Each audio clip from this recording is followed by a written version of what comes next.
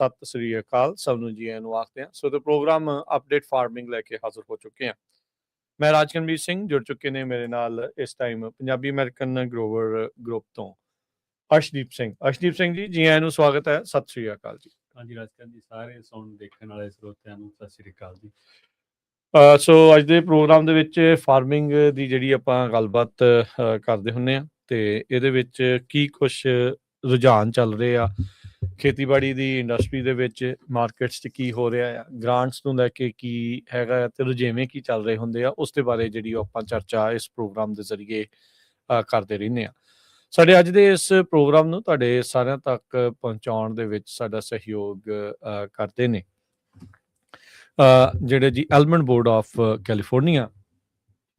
ਬਦਾਮਾਂ ਦੇ ਬਾਬਤ ਇਹ ਜਿਹੜਾ ਸਭ ਤੋਂ ਅਹਿਮ ਬੋਰਡ ਮੰਨਿਆ ਜਾਂਦਾ ਹੈ ਪੂਰੇ ਕੈਲੀਫੋਰਨੀਆ ਵਿੱਚ। ਬਦਾਮਾਂ ਦੇ ਕਿਸਾਨਾਂ ਦੇ ਲਈ ਪ੍ਰੋਸੈਸਰਸ ਦੀ ਜਿਹੜੀ ਇਹ ਗੱਲ ਅਕਸਰ ਕਰਦੇ ਰਹਿੰਦੇ ਆ। ਸੋ ਐਲਮੰਡ ਬੋਰਡ ਜਿਹੜੇ ਆ ਉਹਨਾਂ ਦਾ ਧੰਨਵਾਦ ਜਿਨ੍ਹਾਂ ਨੇ ਇਸ ਪ੍ਰੋਗਰਾਮ ਨੂੰ ਸਹਿਯੋਗ ਦਿੱਤਾ। ਤੇ ਇਸ ਦੇ ਨਾਲ ਸੋਵਰਨ ਫਾਈਨੈਂਸ਼ੀਅਲ ਵਾਲੇ ਉਹਨਾਂ ਦੇ ਨਾਲ ਜੁੜੇ ਨੇ ਰਿਐਲਟਰ ਅਰਸ਼ਦੀਪ ਸਿੰਘ ਖੁਦ। ਸੋ ਇਹਨਾਂ ਦੇ ਨਾਲ ਜੇ ਤੁਸੀਂ ਖੇਤੀਬਾੜੀ ਦੀ ਕੋਈ ਜ਼ਮੀਨ ਖਰੀਦਣੀ ਹੈ, ਵੇਚਣੀ ਹੈ, ਖੇਤੀਬਾੜੀ ਦੇ ਇਨਵੈਸਟਮੈਂਟ ਕਰਨੀ ਹੈ ਤਾਂ ਉਸ ਦੇ ਬਾਰੇ ਜੇ ਤੁਹਾਨੂੰ ਕੋਈ ਸਵਾਲ ਹੈ ਤਾਂ ਤੁਸੀਂ ਇਹਨਾਂ ਨਾਲ ਸੰਪਰਕ ਕਰ ਸਕਦੇ ਹੋ। 559 451 6270 559 451 6270। ਇਹਨਾਂ ਸਾਰਿਆਂ ਦਾ ਧੰਨਵਾਦ। ਜੇ ਤੁਸੀਂ ਵੀ ਇਸ ਪ੍ਰੋਗਰਾਮ ਨੂੰ ਸਪਾਂਸਰ ਕਰਨਾ ਚਾਹੁੰਦੇ ਹੋ ਸੰਪਰਕ ਕਰੋ 408 272 5200 408272 5200 ਦੇ ਉੱਤੇ। ਅਰਸ਼ਦੀਪ ਸਿੰਘ ਜੀ, ਕਾਫੀ ਮੌਸਮ ਦੇ ਵਿੱਚ ਆਪਾਂ ਨੂੰ ਤਬਦੀਲੀਆਂ ਜਿਹੜੀਆਂ ਉਹ ਨਜ਼ਰ ਆ ਰਹੀਆਂ। ਪਿੱਛੇ ਜੇ ਗਰਮੀ ਹੋ ਗਈ ਸੀਗੀ ਤੇ ਹੁਣ ਇੱਕ ਵਾਰੀ ਫੇਰ ਪਿਛਲੇ ਕੁਛ ਕੁ ਦਿਨ ਥੋੜੇ ਮੀਂਹ ਵਗੈਰਾ ਜਿਹੜੇ ਉਹ ਪਏ ਆ। ਵਿੰਟਰ ਸਟਾਰਮ ਇੱਕ ਵਾਰੀ ਫੇਰ ਆਪਾਂ ਨੂੰ ਦੇਖਣ ਨੂੰ ਮਿਲਿਆ ਹੈਗਾ ਆ। ਸੋ ਕਿਵੇਂ ਜਿਹੜਾ ਉਹ ਦੇਖ ਰਹੇ ਆ ਇਹ ਸਾਰੀ ਜਿਹੜੀ ਸਿਚੁਏਸ਼ਨ ਆ, ਖਾਸ ਕਰਕੇ ਪਾਣੀ ਦੇ ਐਂਗਲ ਤੋਂ? ਹਾਂਜੀ, ਨਹੀਂ ਆਪਾਂ ਦੇਖਿਆ ਰਾਜਕਨ ਜੀ, ਥੋੜੇ ਦਿਨ ਪਹਿਲਾਂ ਹੀ ਕਾਫੀ ਮੀਂਹ ਵਗੈਰਾ ਆਇਆ ਹੈ ਨਾ। ਇਹ ਸਾਰੇ ਏਰੀਆ ਦੇ ਵਿੱਚ ਕਈ ਜਗ੍ਹਾ ਆਪਾਂ ਨੂੰ ਗੜੇਮਾਰ ਦੇਖਣ ਨੂੰ ਮਿਲੀ ਆ, ਹੈ ਨਾ। ਤੇ ਉਹਦੇ 'ਚ ਜਿਹੜੀਆਂ ਆਪਾਂ ਇੱਕ ਚੀਜ਼ ਜਿਹੜੀ ਦੇਖੀ ਆ ਵੀ ਮਾਰਚ ਦੇ ਵਿੱਚ ਟੈਂਪਰੇਚਰ ਕਾਫੀ ਹਾਈ ਹੋ ਗਿਆ ਸੀ, ਹਾਂਜੀ, ਹੈ ਨਾ। 90s 'ਚ ਚਲਾ ਗਿਆ ਸੀ ਆਪਣੇ 90s ਚਲਾ ਗਿਆ ਸੀ। ਸੋ ਉਹ ਥੋੜੀ ਜਿਹੀ ਹੈਗੀ ਆ ਇਸ਼ੂ ਵਾਲੀ ਗੱਲ ਆ, ਕਿਉਂਕਿ ਇੱਕ ਤਾਂ ਵੈਦਰ ਪੈਟਰਨ ਹਰੇਕ ਸਾਲ ਹੀ ਚੇਂਜ ਹੋ ਰਿਹਾ ਹੁਣ, ਹੈ ਨਾ।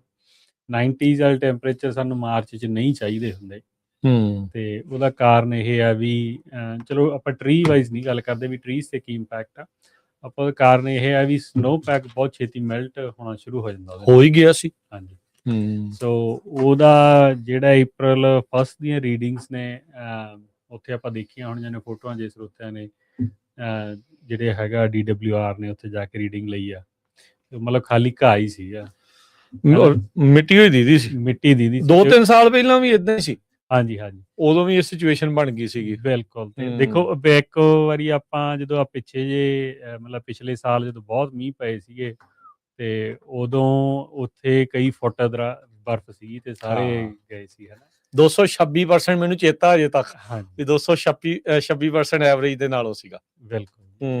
ਦੇਖੋ ਐਤਕੀ ਇੰਨਾ ਫਰਕ ਪੈ ਗਿਆ ਵੀ ਉਹਦੇ ਨਾਲ, ਕਿਉਂਕਿ ਉਹ ਜ਼ਮੀਨ ਉੱਥੇ ਦੀ ਸੀ, ਸਨੋ ਨਹੀਂ ਸੀਗੀ ਤੇ ਸਨੋ ਪੈਕ ਫਿਰ ਸਾਰੀ ਜਿੰਨੀਆਂ ਸਟੇਸ਼ਨ ਤੋਂ ਆਈਆਂ ਨੇ ਰੀਡਿੰਗਸ ਉਹ ਬਿਲੋ ਐਵਰੇਜ ਆਈਆਂ, ਹੈ ਨਾ। 10 ਤੋਂ ਲੈ ਕੇ 45% ਬਿਲੋ ਐਵਰੇਜ ਰੀਡਿੰਗਸ ਰਿਕਾਰਡ ਕੀਤੀਆਂ ਗਈਆਂ ਨੇ। ਉਹਦਾ ਦੇਖੋ ਫਰਕ ਇਹ ਪੈਣਾ ਵੀ ਜਦੋਂ ਹੁਣ ਵਾਟਰਸ ਦੀ ਸਾਰੇ ਇਰੀਗੇਸ਼ਨਸ ਨੇ ਡਿਸਟ੍ਰਿਕਟਸ ਨੇ ਅਸਾਈਨ ਕਰਨਾ ਤਾਂ ਉਹਦੇ ਵਿੱਚ ਕਾਫੀ ਕਟੌਤੀ ਦੇਖਣ ਨੂੰ ਮਿਲਣੀ ਹੈ। ਠੀਕ ਹੈ ਨਾ। ਜੋ ਸੋਚਿਆ ਸੀਗਾ ਪਿਛਲੇ ਉਸ ਤੋਂ ਬਾਅਦ ਵੀ ਇੰਨਾ ਪਾਣੀ ਮਿਲ ਜੂਗਾ, ਸ਼ਾਇਦ ਹਫ਼ਤਾ ਵੱਧ ਮਿਲ ਜੂਗਾ, ਪਰ ਹੁਣ ਉਹਦੇ ਤੇ ਫਰਕ ਪੈ ਗਿਆ ਸਿੱਧਾ ਹੀ। ਬਿਲਕੁਲ। ਤੇ ਉਹਦਾ ਆਲਰੇਡੀ ਦੇਖਣ ਨੂੰ ਮਿਲ ਰਿਹਾ ਵੀ ਜੇ ਜਿਵੇਂ ਕੰਸੋਲੀਡੇਟਡ ਇਰੀਗੇਸ਼ਨ ਡਿਸਟ੍ਰਿਕਟ ਆ ਆਪਣੇ ਕੋਲੇ, ਅੱਗੇ ਨਹੀਂ ਉਹ ਜ਼ਿਆਦਾ ਪਹਿਲਾਂ ਅਪ੍ਰੈਲ 'ਚ ਵੀ ਪਾਣੀ ਦੀ ਡਿਲੀਵਰੀ ਸ਼ੁਰੂ ਕਰ ਦਿੰਦੇ ਸੀ, ਹੈ ਨਾ। ਠੀਕ ਹੈ। ਤੇ ਇਸ ਵਾਰ 1 ਮਈ ਤੋਂ ਕਰਨੀ ਆ ਉਹਨਾਂ ਨੇ। ਪਰ ਮੈਂ ਦੇਖ ਰਿਹਾ ਸੀ ਵੀ ਜਿਹੜੀ ਆਪਣੇ ਵਾਲੇ ਪਾਸੇ ਆ ਸ਼ਾਇਦ ਉਹਨਾਂ ਨੇ ਤਾਂ ਸ਼ੁਰੂ ਕਰਤੀ ਆ, ਜਾਂ ਉਹ ਵੈਸੇ ਹੀ ਉਹਨਾਂ ਨੇ ਨਹਿਰਾਂ ਭਰਤੀਆਂ ਵੀ ਪਿੱਛੋਂ ਪਾਣੀ ਜ਼ਿਆਦਾ ਆ ਰਿਹਾ ਪਿਘਲ ਕੇ। ਜਿਹੜਾ ਫ੍ਰੈਸਨੋ ਇਰੀਗੇਸ਼ਨ ਡਿਸਟ੍ਰਿਕਟ ਆ, ਜਿਵੇਂ ਆਪਾਂ ਕਿੰਗਸ ਰਿਵਰ ਦੀ ਚਲੋ ਗੱਲ ਕਰਦੇ ਹਾਂ ਹੁਣ, ਤੇ ਉਹਦੇ 'ਚ ਇਹ ਹੋ ਜਾਂਦਾ ਵੀ ਉਹਨਾਂ ਕੋਲ ਵਾਟਰ ਰਾਈਟਸ ਜ਼ਿਆਦਾ ਸਟਰੋਂਗ ਕਰਕੇ ਤੇ ਜਿਹੜਾ ਉਹਨਾਂ ਦਾ ਪਾਣੀ ਦਾ ਸ਼ੇਅਰ ਆ ਉਹ ਜ਼ਿਆਦਾ ਹੁੰਦਾ। ਠੀਕ ਹੈ, ਉਹਦਾ ਏਰੀਆ ਵੀ ਕਾਫੀ ਜ਼ਿਆਦਾ ਆ ਅਤੇ ਉਹਨਾਂ ਦੇ ਪਾਣੀ ਦੇ ਰਾਈਟਸ ਵੀ ਜ਼ਿਆਦਾ ਸਟਰੋਂਗ ਨੇ ਅਤੇ ਇਸ ਕਰਕੇ ਉਹਨਾਂ ਦੀ ਡਿਲੀਵਰੀ ਤਾਂ ਬਹੁਤ ਜ਼ਿਆਦਾ ਚੱਲ ਰਹੀ ਹੈ। ਉਹਨੇ ਤਾਂ ਮਤਲਬ 12-13 ਮਾਰਚ ਦੀ ਔਨ ਸ਼ੁਰੂ ਕੀਤੀ ਆ। ਹਾਂਜੀ 15 ਤੋਂ ਤਾਂ ਉਹਨਾਂ ਨੇ ਅਫੀਸ਼ੀਅਲੀ ਸ਼ੁਰੂ ਕਰਤਾ ਸੀਗਾ ਅਤੇ ਮਤਲਬ 12-13 ਮਾਰਚ ਨੂੰ ਉਹਨਾਂ ਨੇ ਪਾਣੀ ਛੱਡਤਾ ਸੀ ਸਾਰੇ ਹੈ ਨਾ। ਅਤੇ ਪਰ ਤੁਸੀਂ ਦੇਖੋ ਵੀ ਹੁਣ ਤੁਸੀਂ ਡਿਸਟ੍ਰਿਕਟ ਨੂੰ ਕੰਪੇਅਰ ਕਰੀਏ ਅਤੇ ਉੱਥੇ ਆਪਣੇ ਕੋਲੇ 1 ਮਈ ਤੋਂ ਸ਼ੁਰੂ ਹੋਣਾ ਇਹ ਡਿਲੀਵਰੀ। ਕਿਹੜੀ ਜਗ੍ਹਾ? ਜਿਹੜੀ ਕੰਸੋਲੀਡੇਟਡ ਆ ਜਾਂ ਸੈਂਟਰਲ ਕਿੰਗਸ ਆ ਜਾਂਦਾ ਅਤੇ ਆਈ ਆਪਾਂ ਨੂੰ ਹੋਰ ਵੀ ਕਈ ਡਿਸਟ੍ਰਿਕਟ 'ਚ ਦੇਖਣ ਨੂੰ ਮਿਲਿਆ, ਚਾਹੇ ਉਹ ਤੁਸੀਂ ਮੰਡੇਰੀ ਵਾਲੀ ਸਾਈਡ ਜਾ ਵੜੋ ਅਤੇ ਉੱਥੇ ਹੁਣ ਐਲੋਕੇਸ਼ਨਾਂ ਘੱਟ ਰਹੀਆਂ ਨੇ ਪਾਣੀ ਦੀਆਂ, ਹੈ ਨਾ। ਠੀਕ ਹੈ। ਅਤੇ ਜਾਂ ਵੈਸਟਲੈਂਡ 'ਚ ਚਲੇ ਜਾਓ ਜਾਂ ਜਿੰਨਾ ਵੀ ਸਾਰਾ ਵੈਸਟ ਵਾਲਾ ਪਾਸਾ, ਅਤੇ ਉਹਨਾਂ ਦੀ ਐਲੋਕੇਸ਼ਨ 'ਤੇ ਕਾਫੀ ਫਰਕ ਪਿਆ, ਹੈ ਨਾ। ਅਤੇ 1 ਅਪ੍ਰੈਲ ਤੋਂ ਬਾਅਦ ਤਾਂ ਰੀਡਿੰਗਸ ਨਹੀਂ ਮੈਂ ਦੇਖੀਆਂ, ਪਰ ਪਹਿਲਾਂ ਉਹ ਕਹਿੰਦੇ ਸੀ 10 ਤੋਂ 15% ਹੀ ਐਲੋਕੇਸ਼ਨ ਹੋਣੀ ਆ ਉਦੋਂ ਪਹਿਲਾਂ, ਠੀਕ ਹੈ। ਅਤੇ ਹੁਣ ਉਹਦੀ ਉਦੋਂ ਘੱਟ ਹੀ ਹੋਣੀ ਆ, ਹੈ ਨਾ। ਸੋ ਇਹਦੇ ਨਾਲ ਬਹੁਤ ਵੱਡਾ ਇੰਪੈਕਟ ਹੁੰਦਾ ਇਹ ਫਾਰਮਿੰਗ ਆਪਰੇਸ਼ਨ 'ਤੇ, ਜਦੋਂ ਪਾਣੀ ਦੀ ਅਵੇਲੇਬਿਲਿਟੀ ਖੁੱਲ੍ਹੀ ਨਾ ਹੋਵੇ, ਹੈ ਨਾ। ਅਤੇ ਆਪਾਂ ਹੁਣ ਦੇਖਿਆ ਵੀ ਪਿਛਲੇ 2-3 ਸਾਲ ਦੇ ਵਿੱਚ ਪਾਣੀ ਮੀਂਹ ਚੰਗੇ ਪਏ ਸੀਗੇ, ਹੈ ਨਾ। ਜਦੋਂ 2021-22 ਵਾਲੇ ਡਰਾਊਟ ਤੋਂ ਬਾਅਦ 'ਚ ਹਰੇਕ ਸਾਲ 1 ਸਾਲ ਦਾ ਬਹੁਤ ਹੀ ਜ਼ਿਆਦਾ ਮੀਂਹ ਪਏ ਸੀਗੇ, ਹੈ ਨਾ।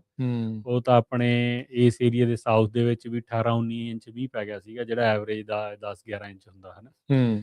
ਸੋ 150% ਸੀਗਾ ਜਿਹੜਾ ਅਬਵ ਐਵਰੇਜ 'ਚ ਲੈ ਗਿਆ ਸੀਗਾ।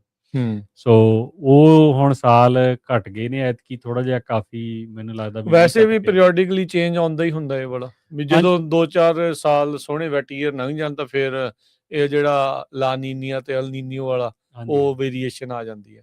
ਅੱਜ ਨਹੀਂ ਦੇਖੋ, ਜੇ ਆਪਾਂ ਹੁਣ state water resource control board ਦੀ ਸੁਣੀਏ ਤਾਂ ਉਹ ਕਹਿੰਦੇ ਨੇ ਵੀ ਹਰੇਕ 10 'ਚੋਂ 4 ਸਾਲ ਡਰਾਊਟ ਆਉਣਾ ਹੀ ਆਉਣਾ, ਹੈ ਨਾ, ਬੇਸਡ ਔਨ ਦੇਅਰ ਮਾਡਲ। ਅਤੇ ਫਿਰ 2021 ਤੋਂ ਲੈ ਲਓ 30 ਤੱਕ ਦੇਖ ਲਓ ਵੀ 21 ਤੋਂ 2 ਸਾਲ ਡਰਾਊਟ ਰਹਿ ਗਿਆ, 26 'ਚ ਆ ਗਏ, ਹੁਣ 6 'ਚੋਂ 2 ਸਾਲ ਹੋ ਗਿਆ ਡਰਾਊਟ, ਅਤੇ ਅਗਲੇ 4 'ਚ 2 ਸਾਲ ਹੋਰ ਆਉਣ ਦੀ ਉਮੀਦ ਹੈਗੀ ਪੂਰੀ, ਠੀਕ ਹੈ ਨਾ। ਸੋ ਉਹਦੇ ਨਾਲ ਕਾਫੀ ਜ਼ਿਆਦਾ ਇੰਪੈਕਟ ਪਊਗਾ, ਅਤੇ ਤਾਂ ਹੀ ਇਸ ਇੰਪੋਰਟੈਂਟ ਕਿ ਵੀ ਤੁਸੀਂ ਜਿਹੜਾ ਆਪਦਾ ਪਾਣੀ ਸਹੀ ਤਰੀਕੇ ਨਾਲ ਵਰਤਦੇ ਆ, ਤੁਹਾਡੇ ਕੋਲ ਸਹੀ ਟੈਕਨੋਲੋਜੀ ਹੈਗੀ ਆ। ਅੱਛਾ, ਚੇਂਜਿੰਗ ਵੈਦਰ ਪੈਟਰਨਸ ਨੂੰ ਫਿਰ ਕਿੱਦਾਂ ਮੈਨੇਜ ਜਿਹੜਾ ਹੋਣਾ? ਤੁਸੀਂ ਅਕਸਰ ਫਾਰਮ ਪਲਾਨਸ ਦੀ ਜਿਹੜੀ ਉਹ ਗੱਲ ਕਰਦੇ ਹੁੰਦੇ ਆ, ਸੋ ਇਹ ਤਾਂ ਹੁਣ ਕੁਦਰਤ ਦੇ ਹੱਥ ਆ, ਇਹ ਤਾਂ ਆਪਣੇ ਹੱਥ ਹੀ ਨਹੀਂ ਵੀ ਇਹਨੂੰ ਕਿੱਦਾਂ ਜਿਹੜਾ ਕਰਨਾ। ਸੋ ਇਹਨੂੰ ਕਿੱਦਾਂ ਮੈਨੇਜ ਕਰੀਏ? ਤੁਸੀਂ ਆਪਣੇ ਖੇਤ 'ਚ ਮੈਨੂੰ ਪਤਾ ਰੈਜ਼ਰਵਾਇਰ ਬਣਾਇਆ ਹੋਇਆ ਆ, ਕਿੰਨੇ ਕੁ ਏਕੜ ਵਾਲੇ ਖੇਤ ਦੇ ਵਿੱਚ ਰੈਜ਼ਰਵਾਇਰ ਇਟਸ ਅ ਗੁੱਡ ਆਪਸ਼ਨ? ਇਹ ਤਾਂ ਉੱਥੇ ਹੀ ਹੋਊਗਾ ਜਿੱਥੇ ਸਰਫੇਸ ਵਾਟਰ ਆ। ਹਾਂ ਨਹੀਂ ਆਈ, ਇੱਕ ਤਾਂ ਪਹਿਲੀ ਗੱਲ ਤਾਂ ਰਿਕੁਆਇਰਮੈਂਟ ਤਾਂ ਇਹ ਹੈ ਵੀ ਸਰਫੇਸ ਵਾਟਰ ਹੋਣਾ ਚਾਹੀਦਾ ਤੁਹਾਡੇ ਕੋਲ, ਹੈ ਨਾ। ਅਤੇ ਦੂਜਾ ਇਹ ਆ ਵੀ ਉਹ ਬਫਰ ਬਣ ਜਾਂਦਾ, ਅਤੇ ਜਿਹੜੇ ਤੁਹਾਡੇ ਕੋਲ ਏਕਰੇਜ ਦਾ ਵੀ ਆ ਵੀ ਏਕਰੇਜ ਛੋਟੀ ਅਤੇ ਰੈਜ਼ਰਵਾਇਰ ਨਹੀਂ ਆਉਂਦਾ, ਹੈ ਨਾ, ਉੱਥੇ ਡਜ਼ ਮੇਕ ਸੈਂਸ ਫਾਈਨੈਂਸ਼ਲੀ। ਅਤੇ ਜਿਹੜੇ ਵੱਡੇ ਏਕਰੇਜ ਆ, ਮੀਡੀਅਮ ਸਾਈਜ਼ ਦੀ, ਵੱਡੀ ਤਾਂ ਨਾ ਕਹੀਏ, ਮੀਡੀਅਮ ਸਾਈਜ਼ ਦੀ ਏਕਰੇਜ 'ਤੇ ਜਿਵੇਂ ਜਿਹੜੀ 80-100-80 ਤੋਂ ਉੱਪਰ ਆ, ਠੀਕ ਹੈ, ਉੱਥੇ ਜਸਟੀਫਾਈ ਹੋ ਜਾਂਦੇ ਆ, ਹੈ ਨਾ। 1-2 ਏਕੜ 'ਚ ਬਣ ਜਾਂਦਾ ਹੈ? 1-2 ਏਕੜ, 1 ਏਕੜ ਲੈ ਜਾਂਦਾ, 2 ਏਕੜ ਜ਼ਮੀਨ ਚਲੀ, ਜਿਵੇਂ ਆਪਣੇ ਵਾਲੀ ਚਲੀ ਗਈ 2 ਏਕੜ, ਹੈ ਨਾ ਉੱਥੇ। ਅਤੇ ਪਰ ਜੇ ਥੋੜ੍ਹਾ ਜਿਹਾ ਛੋਟਾ ਵੀ ਬਣਾਉਣਾ ਹੋਵੇ ਤਾਂ ਵੀ 1-1 ਏਕੜ ਲੱਗ ਜਾਣਾ, ਹੈ ਨਾ। ਅਤੇ ਪਰ ਗੱਲ ਤਾਂ ਉੱਥੇ ਆ ਜਾਂਦੀ ਹੈ ਰਾਜਕਰਨ ਜੀ ਵੀ ਪਾਣੀ ਦੀ ਅਵੇਲੇਬਿਲਿਟੀ ਹੈਗੀ ਕਿ ਨਹੀਂ। ਜੇ ਪਾਣੀ ਹੋਊਗਾ ਫਿਰ ਹੀ ਥੱਲੋਂ ਕੱਢ ਕੇ ਉੱਤੇ ਤਾਂ ਨਹੀਂ ਸਟੋਰ ਕਰਨਾ। ਉਹ ਵੀ ਹੁੰਦਾ ਕਈ ਏਰੀਆ ਦੇ ਵਿੱਚ, ਦੇਖੋ ਜਿੱਥੇ ਥੱਲੇ ਪਾਣੀ ਬਹੁਤ ਸ਼ੈਲੋ ਆ, ਜਿਵੇਂ ਆਪਾਂ ਮੰਡੇਰੇ ਜਾਂ ਕਿਤੇ ਵੀ ਪਹਾੜੀਆਂ ਦੇ ਨਾਲ ਚਲੇ ਜਾਈਏ ਨਾ, ਫੁੱਟਹਿਲਸ ਦੇ ਵਿੱਚ, ਇਹ ਸਾਰੇ ਜਿਹੜੇ ਬੇਸਨ ਨੇ ਬਹੁਤ ਸ਼ੈਲੋ ਆ ਥੱਲੇ ਪਾਣੀ। ਮਤਲਬ ਕਿ ਜਿਵੇਂ ਹੁਣ ਮੰਡੇਰਾ ਰੈਂਚ ਉਸ ਚਲੇ ਜਾਈਏ ਆਪਾਂ, ਠੀਕ ਹੈ ਜੀ, ਅਤੇ ਜਮਾਂ ਉਦੂਗਾ ਬਸ ਪਹਾੜੀਆਂ ਸ਼ੁਰੂ ਹੋ ਜਾਂਦੀਆਂ ਨੇ, ਅਤੇ ਉੱਥੇ ਵੀ ਜੇ ਤੁਸੀਂ ਬੋਰ ਕਰਕੇ ਪਾਣੀ ਕੱਢਦੇ ਆ ਤਾਂ ਬੋਰ 'ਚੋਂ ਪਾਣੀ ਬਹੁਤ ਥੋੜ੍ਹਾ ਨਿਕਲਦਾ।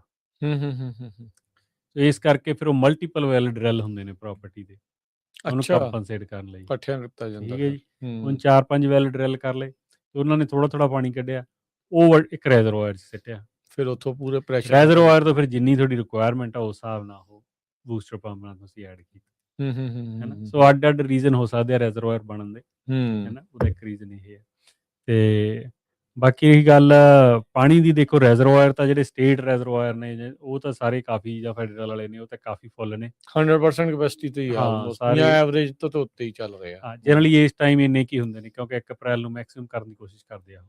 ਹੁਣ ਇਹਦੀ ਰਨ ਆਫ ਸ਼ੁਰੂ ਹੋਣਾ, ਹੁਣ ਦਿਨੋਂ ਦਿਨ ਘਟਣਗੇ ਉਹ, ਅਨਲੈਸ ਕਿ ਮੀਂਹ ਪੈ ਜਾਵੇ, ਅਤੇ ਜਿਹੜਾ ਹੁਣ ਪਿਆ ਵੀ ਆ 2 ਦਿਨ ਪਹਿਲਾਂ, ਜਾਂ ਹੁਣ 10 ਦਿਨਾਂ ਨੂੰ ਫੇਰ ਹੈਗਾ, ਦਿਖਾ ਰਹੇ 1-2 ਦਿਨ, ਹੈ ਨਾ, ਸਟਾਰਮ ਆਉਣ, ਅਤੇ ਉਹਦੇ ਨਾਲ ਜਿੰਨਾ ਕੁ ਰਨ ਆਫ ਹੋਰ ਹੋਊਗਾ ਉਹ ਵੱਧ ਜੂਗਾ।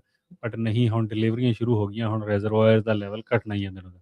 ਮੈਂ ਵੀਕਐਂਡ ਦੇ ਉੱਤੇ ਅਰਸ਼ਦੀਪ ਸਿੰਘ ਸਿਆਲਾ ਨਵਾਡਾਸ ਦੇ ਵਿੱਚ ਸੀਗਾ। ਰੀਨੋ ਗੁਰਦੁਆਰਾ ਸਾਹਿਬ ਗਏ ਸੀ ਨਗਰ ਕੀਰਤਨ ਦੇ, ਵਾਪਸੀ 'ਚ ਸਨੋ ਸਟੋਰਮ 'ਚ ਫਸ ਗਏ ਸੀਗੇ। ਕਾਫੀ ਘੰਟੇ ਜਿਹੜੇ ਆ ਉੱਥੇ ਜਿਹੜੇ ਉਹ ਲੱਗ ਗਏ। ਓਬਵੀਅਸਲੀ ਜਦੋਂ ਸਟੋਰਮ ਆ ਗਿਆ ਤਾਂ ਫਿਰ ਇਦਾਂ ਹੀ ਹੁੰਦਾ ਆ ਵੀ ਬੰਦਾ ਫਸ ਜਾਂਦਾ। ਪਰ ਇਹ ਵੀ ਬਰਫ਼ ਸੋਹਣੀ ਪੈ ਰਹੀ ਸੀ।